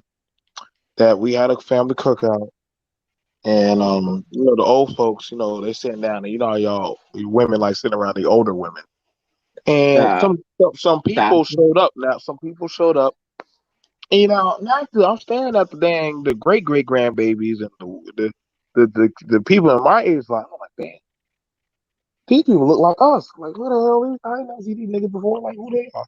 And you know, one of the daughters like, Mama, look who showed up. And all of us, we gonna get quiet. We want to know what grandma got to say. And she was Mhm. like, Child, Eberline, you see who showed up to goddamn Joe's cookout? Now my dad, he's sitting there. He's a great grand daddy. He's sitting there, and the other woman sitting there. She's like, Eberline, Mary, and I'm like, yo, I don't know what's going on, but I feel some energy. I'm just a child, even though I'm a grown man. But so what I picked up after it was over, Melissa told me, she said, Josiah, I think your great granddaddy had an affair, and those are all the bastard children at the cookout. And I'm like, what? We had all these. Oh Like, my we were Wow. 32 years. Why didn't we fight? So I had to call my mama. I'm feeling stupid. I'm like, mommy, goodness. who are these with? She was like, Josiah, those are your cousins. Those ain't my cousins. Those are the Peytons. We Johnson. We don't mess with them. Josiah, Uh-oh. your Uh-oh. dad, my daddy wasn't always that man. He wasn't always that deacon. He wasn't always that reverend. Always a good man. And I'm like, so hold Amen. up. Grandma never said anything about this, especially That's during right. all those other times. Is that why we have so many revivals? And she was like, sometimes as a woman, you got to learn how to bite onto the brittle and Yep. just take it, even though. Yeah. And I'm like, so hold on. So those times, I thought he was going to revivals. This nigga was going to the other part of town to the other family. So I'm asking y'all, lady, but it came up for us fellas. What was the mindset of a woman that if you first of all, can y'all women tell when y'all man might be doing something? Like, just let me know what are the signs Yep. so I can Oh, avoid it. We Lord can't have really mercy. do Every that. time. Yep. I'm Oh not my gonna I'm not goodness. gonna give you all the answers to Oh, you what. yeah, No, no, no. So Oh, Nice try. Hell no. we But yes, we know. disagree that Yes. yes, we know. Oh, so y'all Exactly. know, when something's up about us. Hmm. Yes. but yes, but and here's what you do need to know too. There's ones that she will do that for. Like I need to wash off it, before I get home. you don't just do that for everything. Yeah, you don't. Not all of them. If it's my feeling about you, I can think of right now, and I tried to deal with it, but it didn't work. But it as our as women become more I'm gonna say intelligent. That's not what I'm saying. As we become more in tune into our bodies, I think that's the connection we need to make. The being in tune to our bodies, we know that something ain't right with this one. There's something ain't right, and they used to call it what is it, the sixth sense, or something. There's something that's not right, and I'm not feeling the way I usually feel when I'm with him. And so there's something there. You're absolutely right. Whether you be any of the wiser, maybe not. Sometimes she will hold it back and just pretend. Like, you know what, you going on over there. Because back in the day, when my ex's grandmother told me, yes, I knew that I had 6 children with him. We would come out of the cotton fields. He would come in, take his bath, and I would feed him dinner, and he would get up and go out and walk across the road and walk down the road to another woman's house. You just did that because he was he was a providing man. She just accepted that. She accepted that. And so she knew what she was getting. So don't get your panties all in a bunch. If you know what you got when you bought it, you Hmm. you Now, go Well, did that home with did that it. now and did that make y'all women weak, or was that made y'all strong, or how do y'all feel about? Because y'all know us men, we naturally wish y'all would go back in the day when y'all barefoot and pregnant. and just just It doing doesn't something. make a man all it doesn't listen what a man chooses to do with his so and so makes him weak or strong. It doesn't make us weak or strong. Um Attacking right? us. No, no, no, but Yeah. it is what it is. It's not a Yeah. value judgment on our weakness or strength, because at that point, right? Think about it this way, right? Is a woman strong for taking her children, moving them into another place she can't afford to feed them, she can't afford to whatever, and so she's got to go okay, well, I still need you to help feed them though. But no, I refuse to. And like, is that making her stronger or weaker? Well, it depends, right? It depends on a lot of factors that have to do with their relationship. Does she have the ability to provide for those children or even for herself? Does she actually, as far as what's going on in the bedroom, are they even having sex lately? Because honestly, some relationships go dead in the bedroom. But you know what? They enjoy the companionship of each other. They enjoy raising the children together. They enjoy that aspect. So some people are okay with, oh, well, he can go seek outside marital affairs because I'm not really down for that anyway, and I'll turn a blind eye to it, right? So there's a bunch of other factors within people's individual relationships that Right. make women decide that, yeah, I will stay because he's a good man, he's a good husband, he's a good father, he's got a wandering pee-pee, but you know what? That doesn't bother me because some people are like that, right? I'm one of those people where if you were honest with me about it beforehand, I'd actually be okay. My issue is you lying to me and you breaking the covenant of who you say you are going to be. So if my man were to turn to me and say, listen, with your health going on the way it is right now, and we're not able to do it as much and whatever, but I'm a man and right now I'm stressed out, I got needs, so I think I'm gonna have to get it elsewhere, I would be actually okay with that. I know it sounds crazy to some people. I would be okay with that personally if you were honest and I'm upfront. happy. I'm happy for you, Ruby, for saying that out loud. Thank you for giving him that mission. I will send him my website to help him with his needs. He did well. No, but my point is simply, and actually, I've been in the position though. I left my ex for being a glorious whore, not because he was a whore, but because for 5 years he lied to me. So everything I thought I knew about my relationship, about my man, about what we were building, or whatever, was all a lie. And it was the deception that made me leave. It wasn't actually the fact that he slept with other people. That actually didn't bother me overly much. That was the Um, line. it was the lying that bothered me, right? And Yeah. some women though would prefer to be lied to. As long as I never see it, I never smell it, I never whatever, I never see that woman, I never see whatever kids y'all produce, I don't care. Right? So it's like, but those are individual differences between different women and what, their tolerance levels are, what they need or not. So I'm just saying, Char, did you get this inspiration from Will and Jada?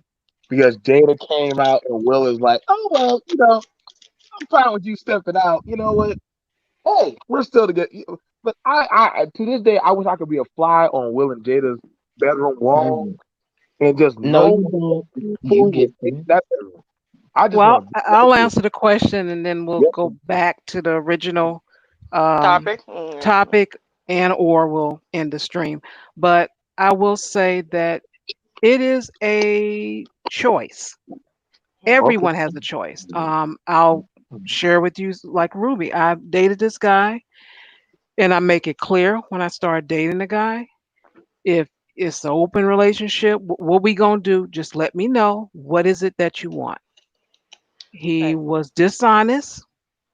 I was more angry that he lied, Hmm. and I had to end it. It Right. was very. I enjoyed the dude too, but I had to end it because he was a liar. I'm like, all you had to do is say that's what you want, but you got to understand. He understood me that once it's an open relationship, it's just that Right. I'm open too. So Right. he didn't want that, and so I guess he says, "Hey, we're not gonna have it that way." So I'm like, "Oh," but same thing. Whether you have money, um, social media, actor, actress, singer, you're individual, and you make your choices, and you know what you're able to accept and what you're willing not to. So there you Yep. go. Yep. Yeah. You have to put yourself in a place. If I can't handle it, and I even had to put myself, you know what, I'll let you know if this is not, once we get into it, if I can't handle it, then no, this now y'all, this was back in the day. That wasn't this Miss Regina. That's another Miss Regina. Mhm. Because now I can't take it. I know I can't. And then Right. if we say it's casual, then it's casual. If we say this is commitment, don't don't play. That won't work out best for you. That won't be in the best interest. Mhm. Yep. Yeah, You know what? yeah, just, I think this, like, the way that I see, and this is like, again, it depends on who you are as a person. For me, honesty and openness is very important. Now that is tied to my life and my childhood. I mean, we could point out various parts of my life that make sense why it is that I don't care what the truth is, just as long as I know it, so I'm not walking around living a lie. But what it comes down to is, for me, is this: trust, and feeling safe and secure for women is at the top of your list. And I think that, even, going back to the lady, right, who wrote this, now she's all devastated this guy's gone. Well, that had to do with, she obviously had a lot of trust in this guy, and she felt safe and secure. And when someone shatters your security as a woman, that is when you're like, I don't know how to recover, right? Because if you didn't feel safe and secure anyway, right, and then that relationship dissolves, you're not sitting there and messy. You don't know how to eat. You don't know how to sleep. You don't know how to think. That's not what happens. Relationships end, and you're not always like that. It's when someone shatters your security in whatever way. Maybe they didn't do anything bad to you, but they just walked away.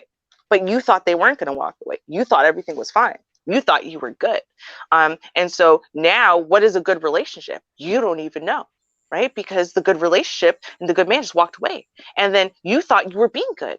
And then, he just walked away from you. What, you're not good enough, right? So it's like that safety and security thing. When we talk about men protecting and providing, and everyone uses those terms so literally, but it's about a feeling that women have within us, right? When we're talking about protecting, right, there's a whole bunch of different ways of being protected. Men talk about it like fighting off lions and stuff, but honestly, most women, the way that they want to feel protected has nothing to do with lions and tigers and robbers. Oh my.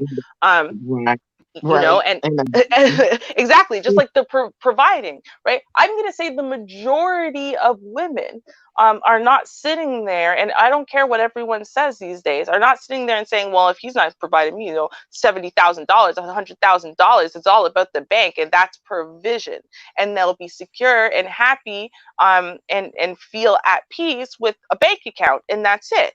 There's a lot more provision that men provide in relationships to women.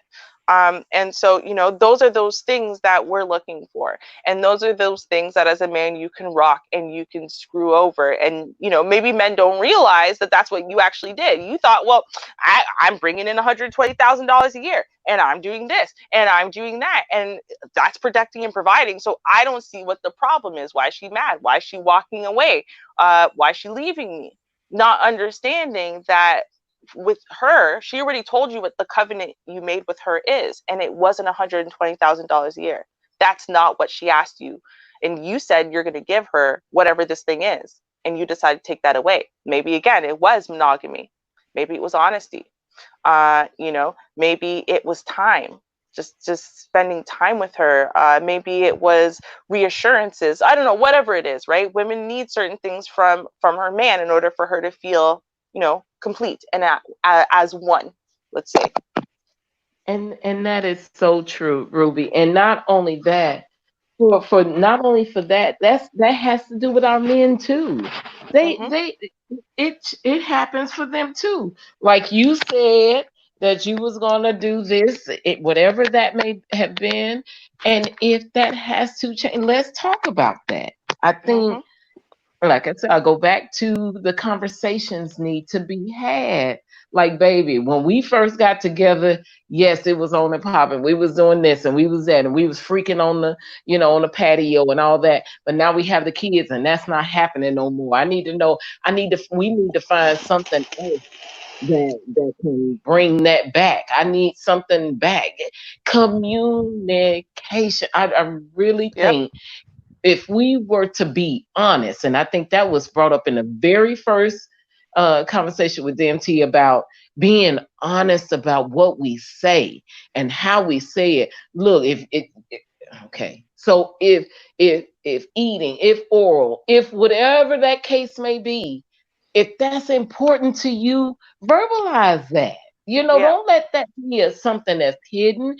And then if it's not being reciprocated or whatever it needs to be, the conversation needs to be had. You Mhm. don't sit there and muddle in, because it will blow up into something that it's not meant to be. It wasn't even really about, and you took the card and you charged this. It ends up being something way more Yep. different than what it was really meant to be. Yeah. Mhm. And to be clear, I want to clarify something too, because I know a lot of men, when they're talking about, these kind of covenants men and women make together, right? They always add sex to their side. Like somehow women have never added anything sexual to their side. And that's a part of what we're talking about. Like, well, yeah, it is. So if before you got married, for example, foreplay in the land of fantasy was totally what you and your woman were doing, and you really cared about all her fantasies and you really cared about all the things that she needed sexually, and then after you guys got married and you have a couple kids, now you can't be bothered. Like, you want to just roll over into bed and be ready to go, and then you can't understand why it is that she's like, man, no, after the 15th time you've done that. Because again, you made an agreement with her that you cared about her body and her pleasure and her this and her that, and you forgot about that. And she's not trying to be ignorant, she's not trying to be too demanding, but at the same time, like, she feels like you've kind of cast her aside. Like, you don't find her attractive anymore, like you don't find her body a wonderland anymore.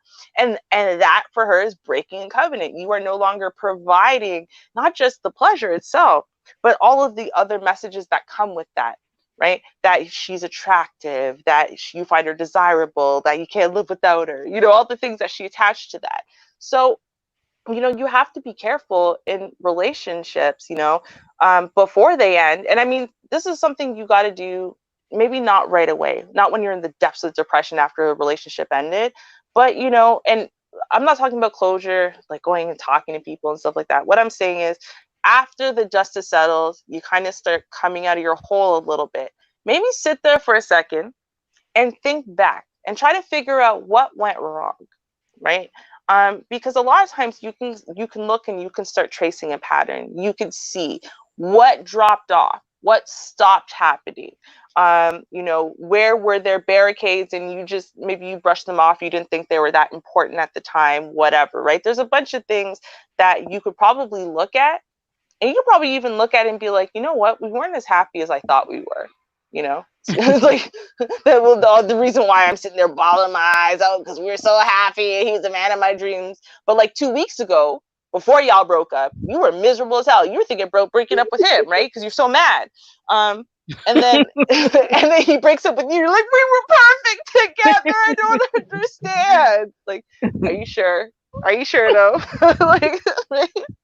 Exactly. I want to also mention in the letter, the young lady was mentioned that she wants to call him and see Mm, how he's doing.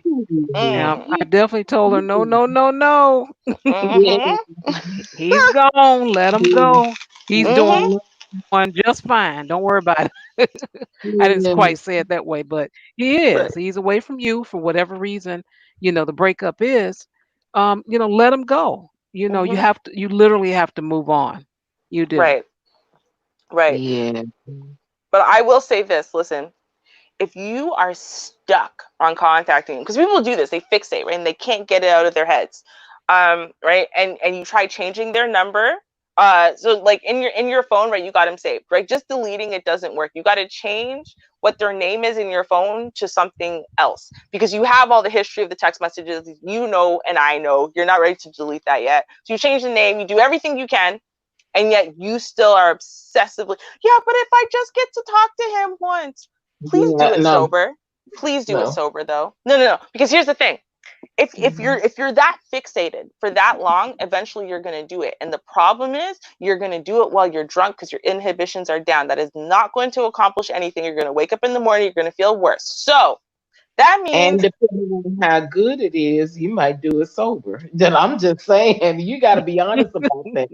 Yeah, no, but Yeah, you, that's true that's what too. I'm actually advising, to call sober. Call sober. I'm Call a saying, friend first. You call a friend over. Listen, this is how you do it. You call a friend over. You say, listen, I'm gonna call him. I'm gonna call him. She's gonna ask you, what are you gonna say?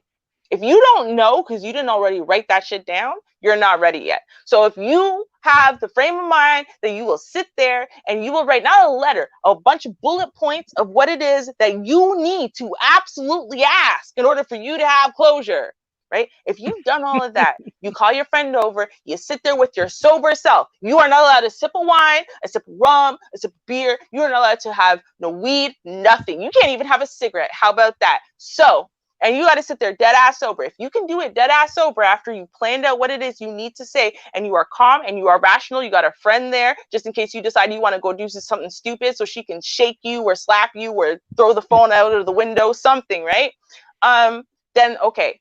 But again, this is not something that you do in the depths of despair the second after it happened, right?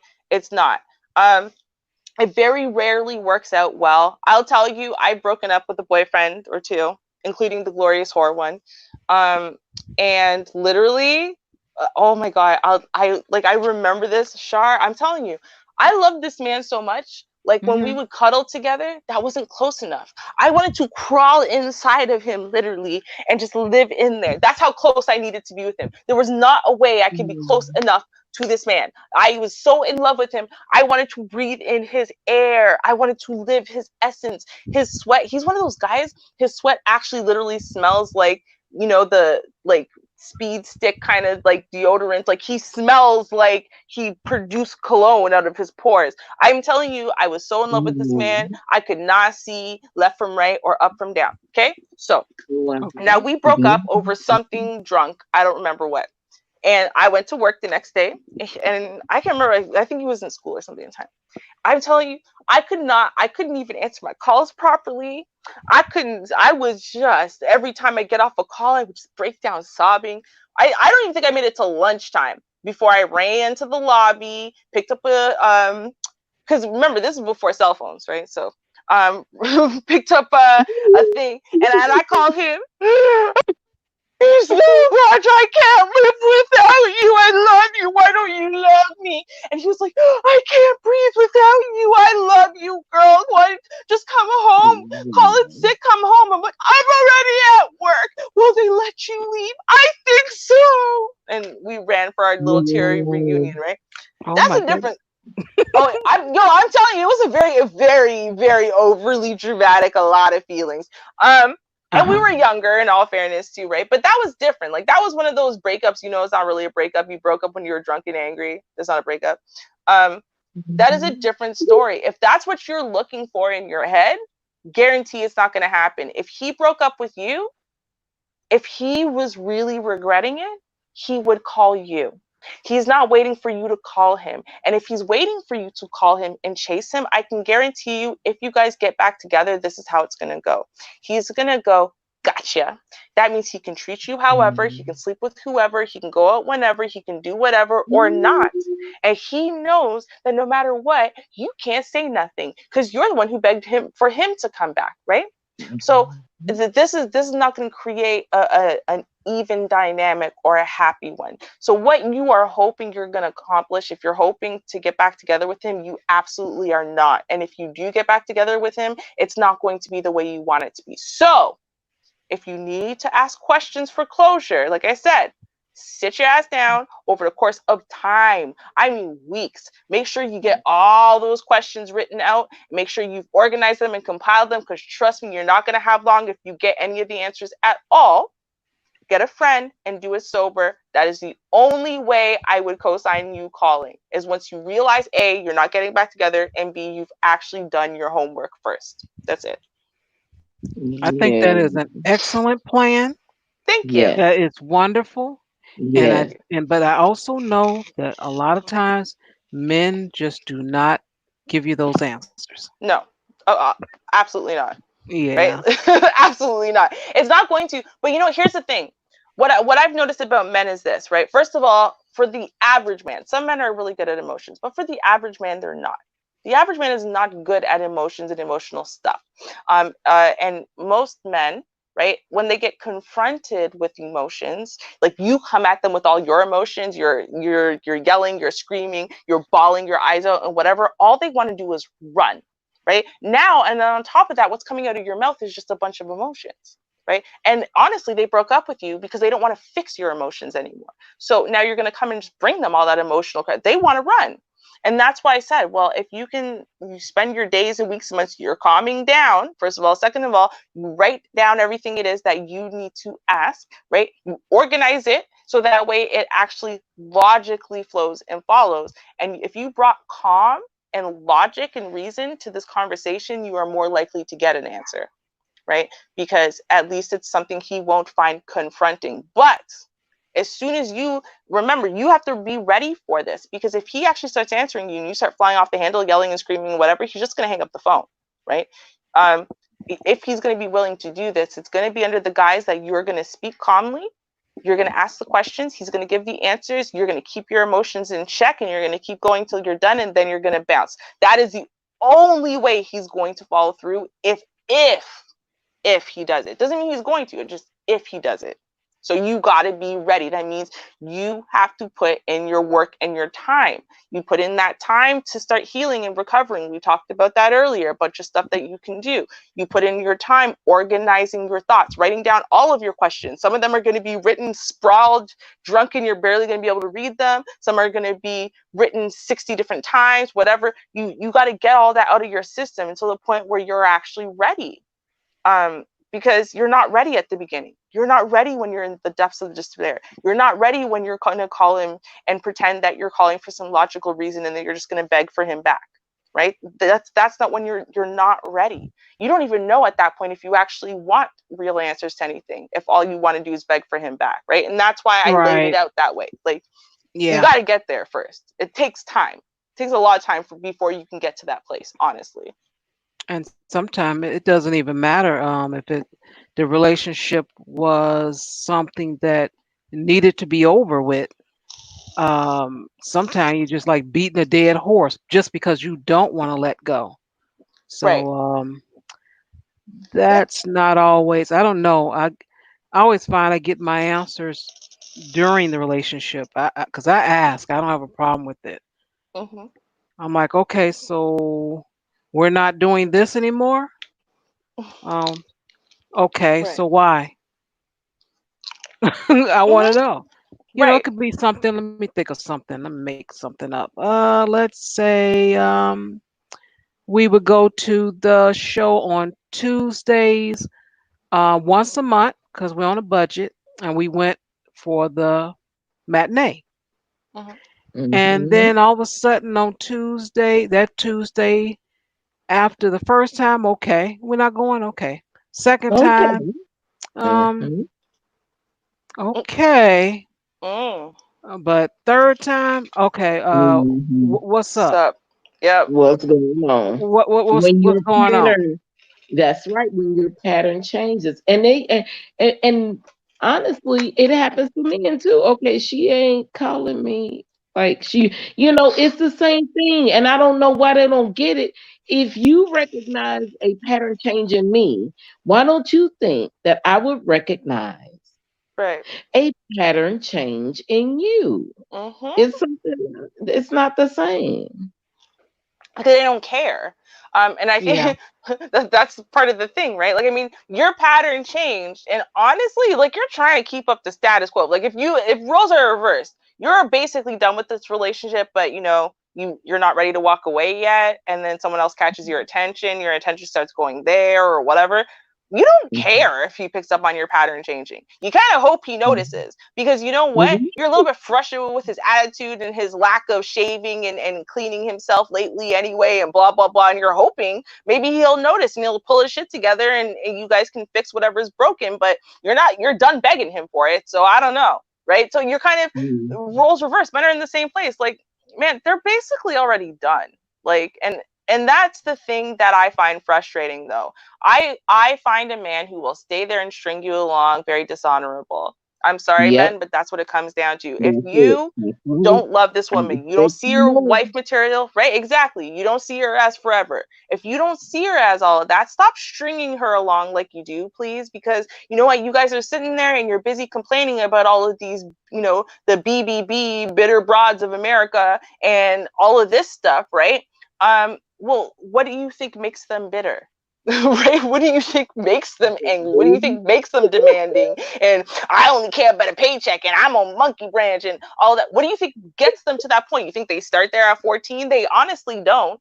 They start at 14 like, you're all I need. Right? They want to be that down ass chick. But then they're the ride or die for one guy who treats them foul, and another guy who treats them foul, and another guy who strings them along. Guess what? By the time they get to you, they're already mad, right? Like, let's be real.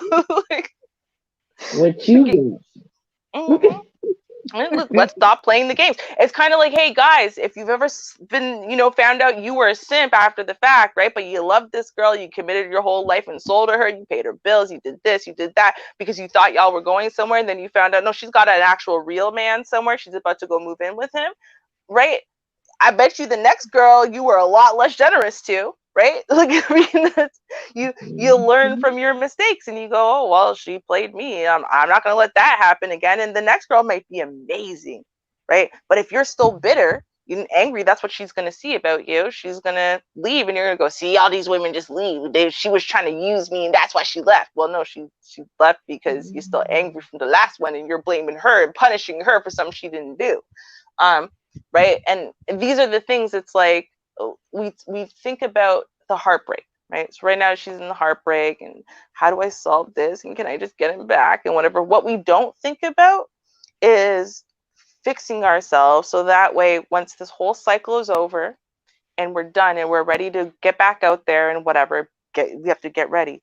That we aren't just repeating the same mistakes, repeating the same choices, that we've actually learned and grown. What went wrong in my last relationship? Like, I realized I'll do it. I'll sit there and I'll watch myself. It sounds weird, but I will. I'll watch myself. And I'll be like, you know what? I am too impatient.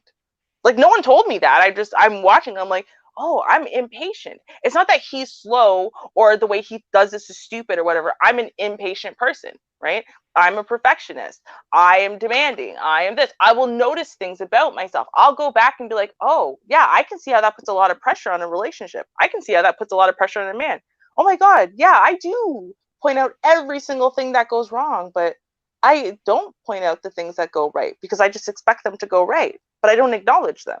I can see how that would make him probably feel like, I don't appreciate all of the great things and all I see is negative. He probably thinks that all I see is negative. Meanwhile, I thought he was amazing, but I didn't take the time to let him know. Oh shoot, yeah, that's a screw up. That's not for me to go back and try to fix it with the last guy. That's about me. I have to learn that for myself, so that way I bring that into my next relationship and I start checking myself when I start noticing those things in myself. Yeah. Like, That's that's what another we need to thing. do. Hmm. Yeah, because I don't know. Like I said, we never know with the letters how deep it goes. But that is coming soon. As I say that I ask for everyone's support, I'm trying to get people, professionals actually, that will come to the channel, Hmm. give some of their time, and we can have some questions answered, learn some things from some professionals, as well as get some live letters, if you Right. will, um, to come on and we can have a discussion. That's Mhm. the direction that I would like to go. That's the vision I have for the channel, and it may take a while.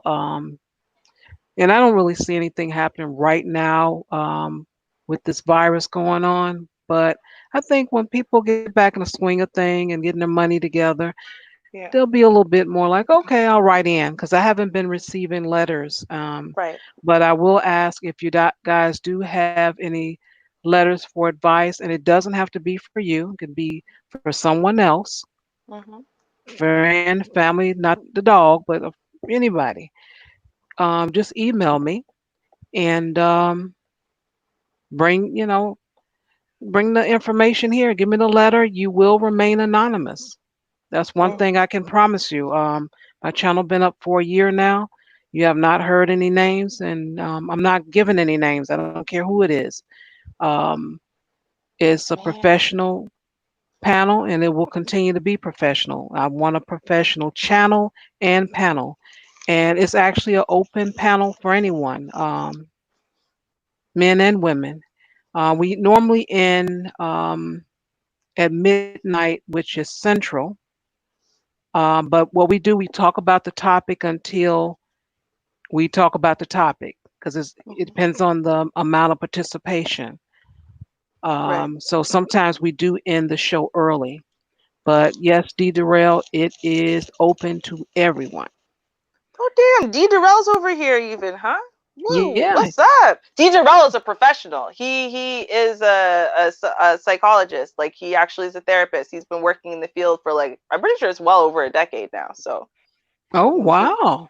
yeah, so he would be a good one to if we're gonna get some live action up in here. He'd be a great one.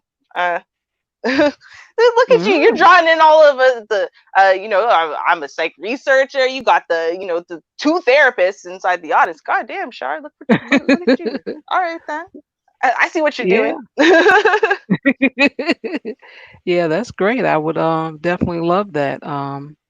But yeah, that's the direction I'm going. I don't think I've really talked about it in a while.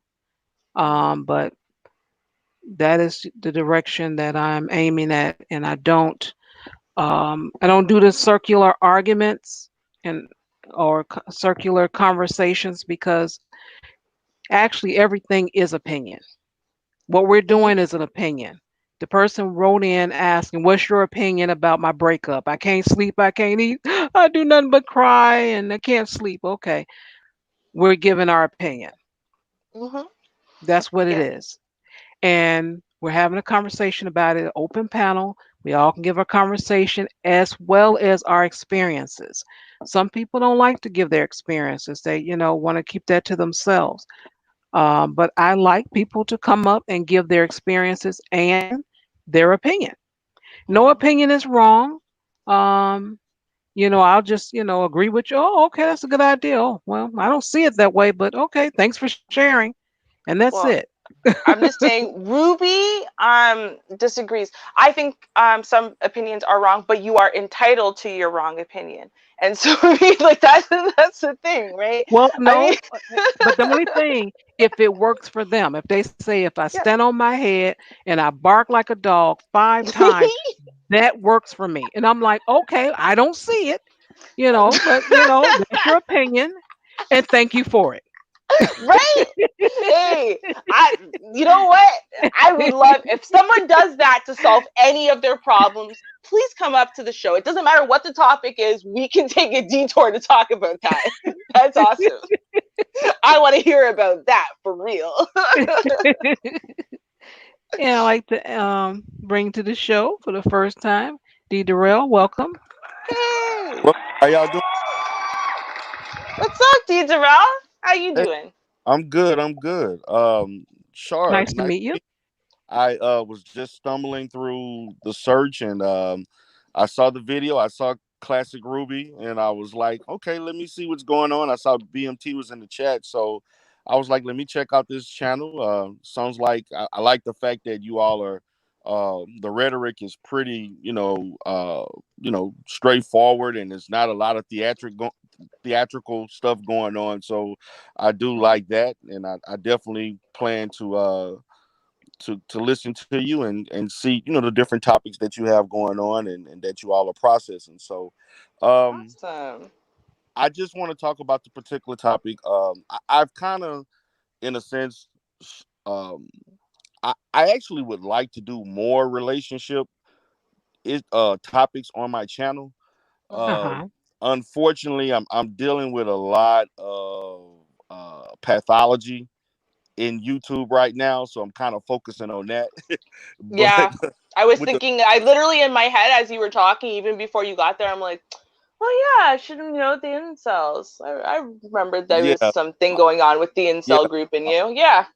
I'm battling with a lot of pathology right now, so I would like to get to more relationship stuff, but being that that is the topic, what I like to encourage in therapy, particularly with men and women both, in the midst of a breakup, because I do get uh situations where some people kind of inflate the situation and they'll call me uh saying that they're in a crisis, but it's not necessarily a crisis. They're just emotionally stunned or shocked at the fact that the relationship didn't last.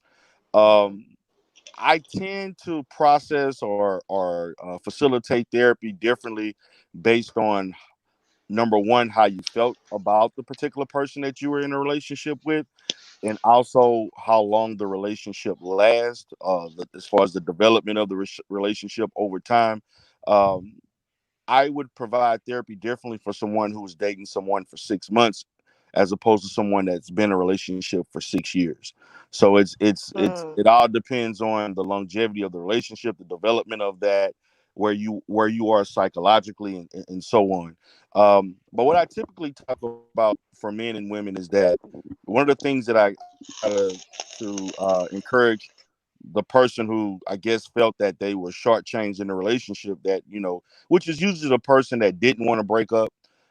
That's usually the person that I see in therapy. I encourage that person not to immediately get into another relationship or get into a rebound situation, because a lot of times in those situations, in a rebound situations, um, many individuals will find themselves um, doing different things, or engaging in another toxic that may resemble the previous relationship that they just left. Mhm. Also, they may act out in an emotional standpoint, such as the next person that says something that validates their feelings or how they feel about themselves, they may immediately jump into a serious relationship with them. I've had situations where people moved in with a person the first month, have a one night stand. They may have sex with someone they shouldn't have had sex with without knowing enough about them or even developing the trust or the comfortability to even go that far with someone.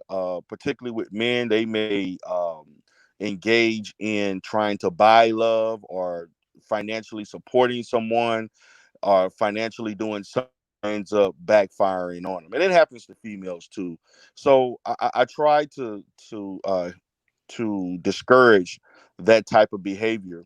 Um, Also, along with um, we want to look at the um, you have to go through a period. I encourage a period of introspection, a period of self-reflecting on what you learned from that previous relationship. Allow that relationship to be a teachable moment for you, so that you don't repeat behaviors or repeat maladaptive behaviors, and do certain things that contributed to the actual breakup. And that involves you, which is something that people in the mirror. It's very difficult to look in the mirror and understand, oh, I missed out on tell signs that maybe this person was me. Maybe I allowed this person to do that. I shouldn't have done it. Maybe I should have corrected this person on here. Maybe there's a lot of mistakes that if you assess that relationship, you realize that you overlook certain things.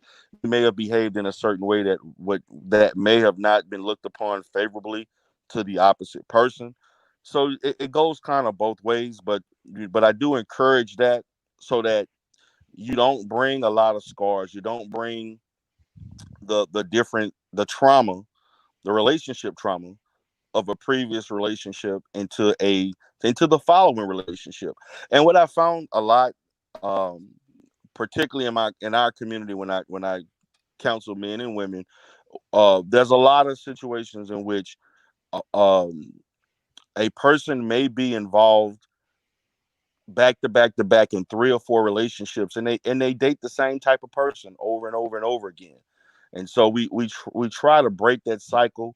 And the one commonality in that is that you attracted that type of person, and for some reason you get involved in those types of situations, and over and over and over again, and you're not learning from that, or you're not attempting to do something different, because if you do certain things different, you will attract a different type of person.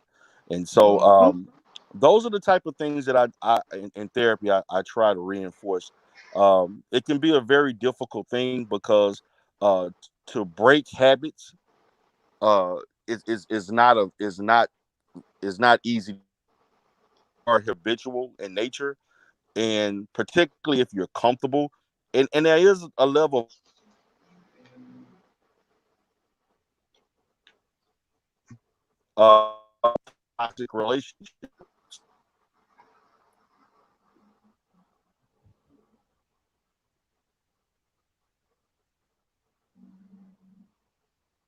they know, they've had this track record, whether it's good or bad, with this person, and they have a fear of meeting or getting to know other people. So let's just touching on a small, but those are just a few things. I don't want to, take over the show or anything like that. You know what? I do But want to those are ask you a kind of those. question. Um, and it's funny Yes. because I was gonna bring up something, and then you came up, and thank you very much for that because it's been a long time since we've spoken. Um, but I wanted to add, and then you brought it up. Literally, it's like one of the first things you said. So I can ask you then. So, because a lot of people, right, like kind of like a common thing these days is, the saying that the best way to get over one person is to get under another kind of thing, which obviously is terrible advice. But why do so many people think that that's good advice? Like, what is it that actually happens when they do that? Because it seems like a lot of people do that. So what actually does happen? Well, what usually happens to me, I don't have an issue with when you're breaking up a relationship, or let's just say you're ending a relationship that you want to pursue another relationship. What I have an issue with is the preparation and the correction, the self correction that needs to take place before you seek that other relationship. So that there are people who literally break up with someone one week and the next week they're in a relationship. All over, just just jump into something, and they don't, and they'll just jump in without doing their due diligence on that person. And so I discourage that. I think that it actually creates the cycle. And as I talked about earlier in regard to people tending to date the same person, the same type of person multiple times in a row, that is pretty much a consequence of that. You jump into a relationship with one type of person, and then you attract the same type of person all over again. So I greatly discourage that, because what happens is you're trying to overcompensate for the fact that you don't want to emotionally deal with the previous relationship. So we want to create a distractor. That other person serves as a distraction to Mm, deter you mentally from the previous relationship that you're still thinking about. Because just because you're in a different relationship doesn't mean that you're still not mentally hurt or damaged by the previous one. Just so happen right. you have a suitor that you're involved in, and probably in the process you're you're getting into another toxic situation, and that person's trying to figure out what's going on in many cases. So um, I would agree that is poor advice, and I just think that we just like alcohol or drugs, those types of things are used as a distraction, as a way of suppressing, a way of not dealing with issues, but it makes you feel good. Well, Mhm. a going into a rebound situation also can serve the same purpose, but it can also have long term effects and long term damage to you. Right.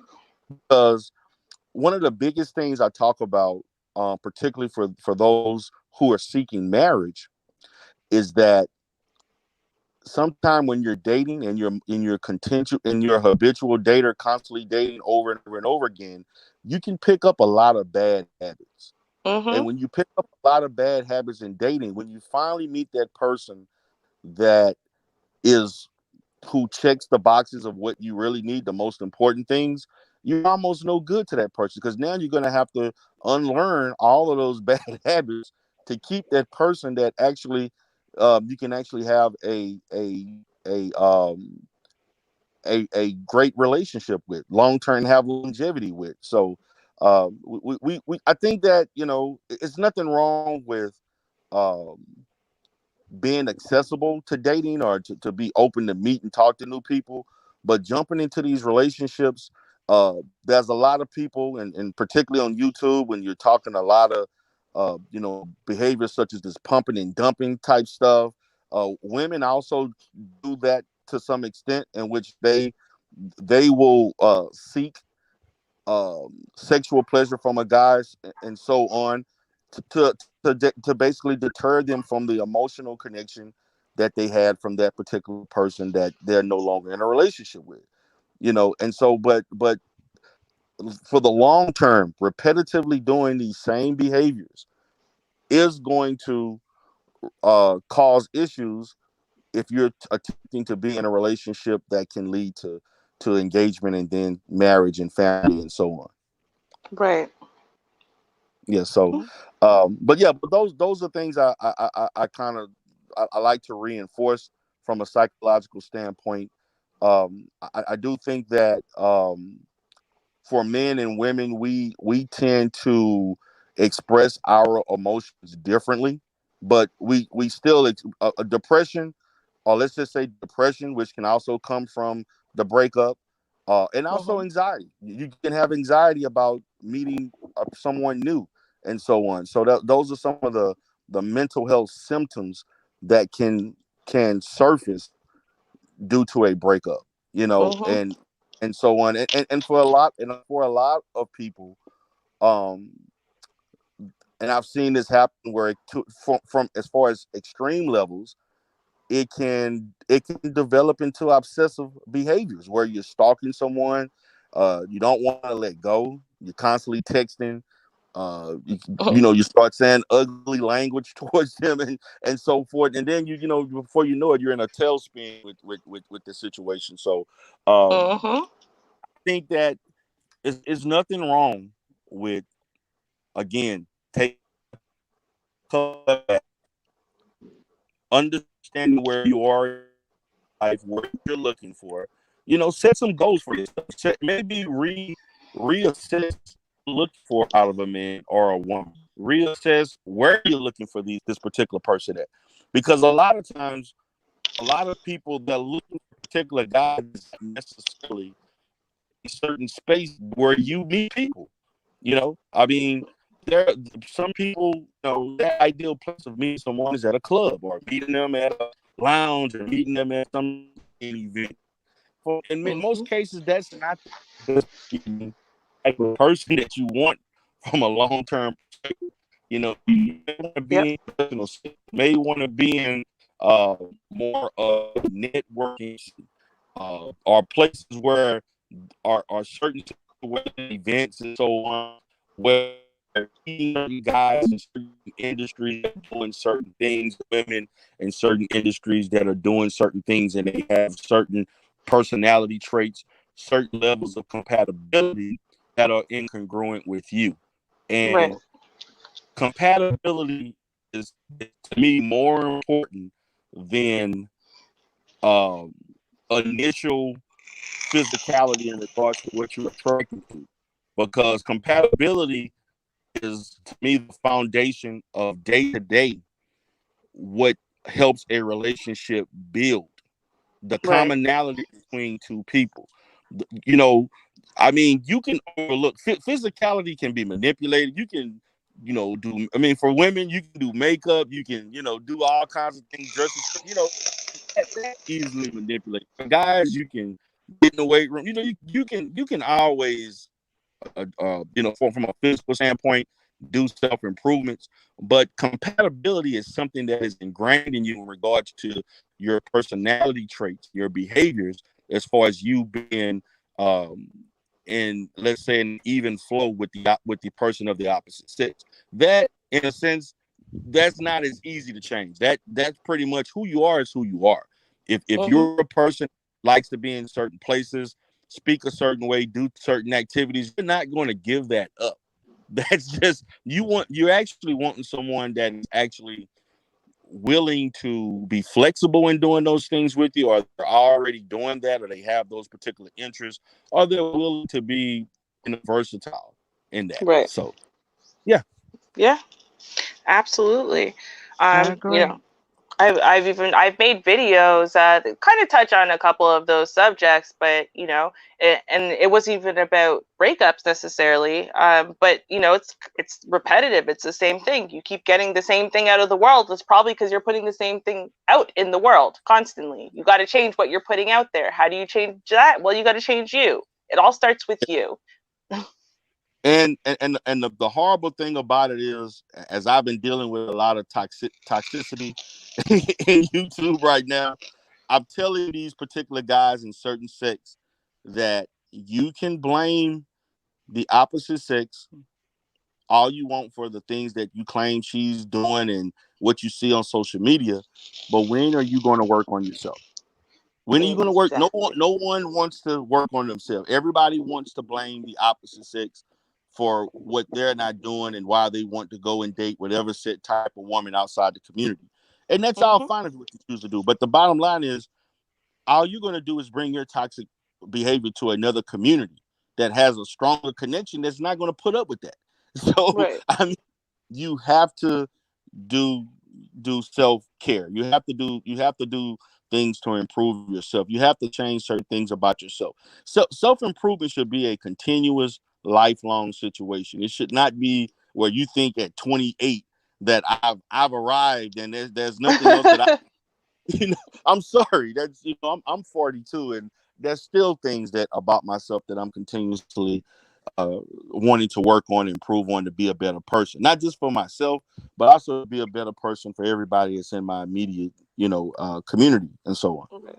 Yep. Absolutely. So Well, thank true. thank you so much for that, because that covers everyone. Um, Yeah. that was excellent. That covers everyone. And you have a question in the chat room. You can go ahead and answer that. And what I will do is tell you guys that since tomorrow is the holiday, I want you to enjoy the holiday. So we won't be having the article reaction tomorrow, but we will resume next week. And yeah, we'll resume next week. And I'm not sure, I may put out, let me see, I might use someone else's community tab because when I grow up and get my 1,000 subs, you all gonna you're gonna see that community tab being worked. I'm Mm-hmm. gonna work that mother. So I'm telling you now, I'm gonna work Okay. it. Yep. Me too. Don't worry. I got you. But yeah, I got an announcement to make. Like I said, I may use someone else's community tab. I'll ask around, and if not, then you'll find out next Friday what that is, and I'll direct you where to go to see what that surprise is. But Ooh. in the meantime, in between Cool. time, I want to thank everyone for their time. If your like button isn't blue, could you make it blue for me? I would Mm-hmm. appreciate it. And thank you so much for your contribution to the likes, for your time, which is valuable, and the comments and all that stuff. I really appreciate it. Your conversation was interesting. And thank you guys for joining the panel. I really appreciate you all sharing. your stories with us and your opinion. That's important as well. And Mhm. until next week, please be safe. Enjoy your holiday. Still do the distancing now. Mhm. And see you next week. All right. All Peace. right. Cheers, y'all.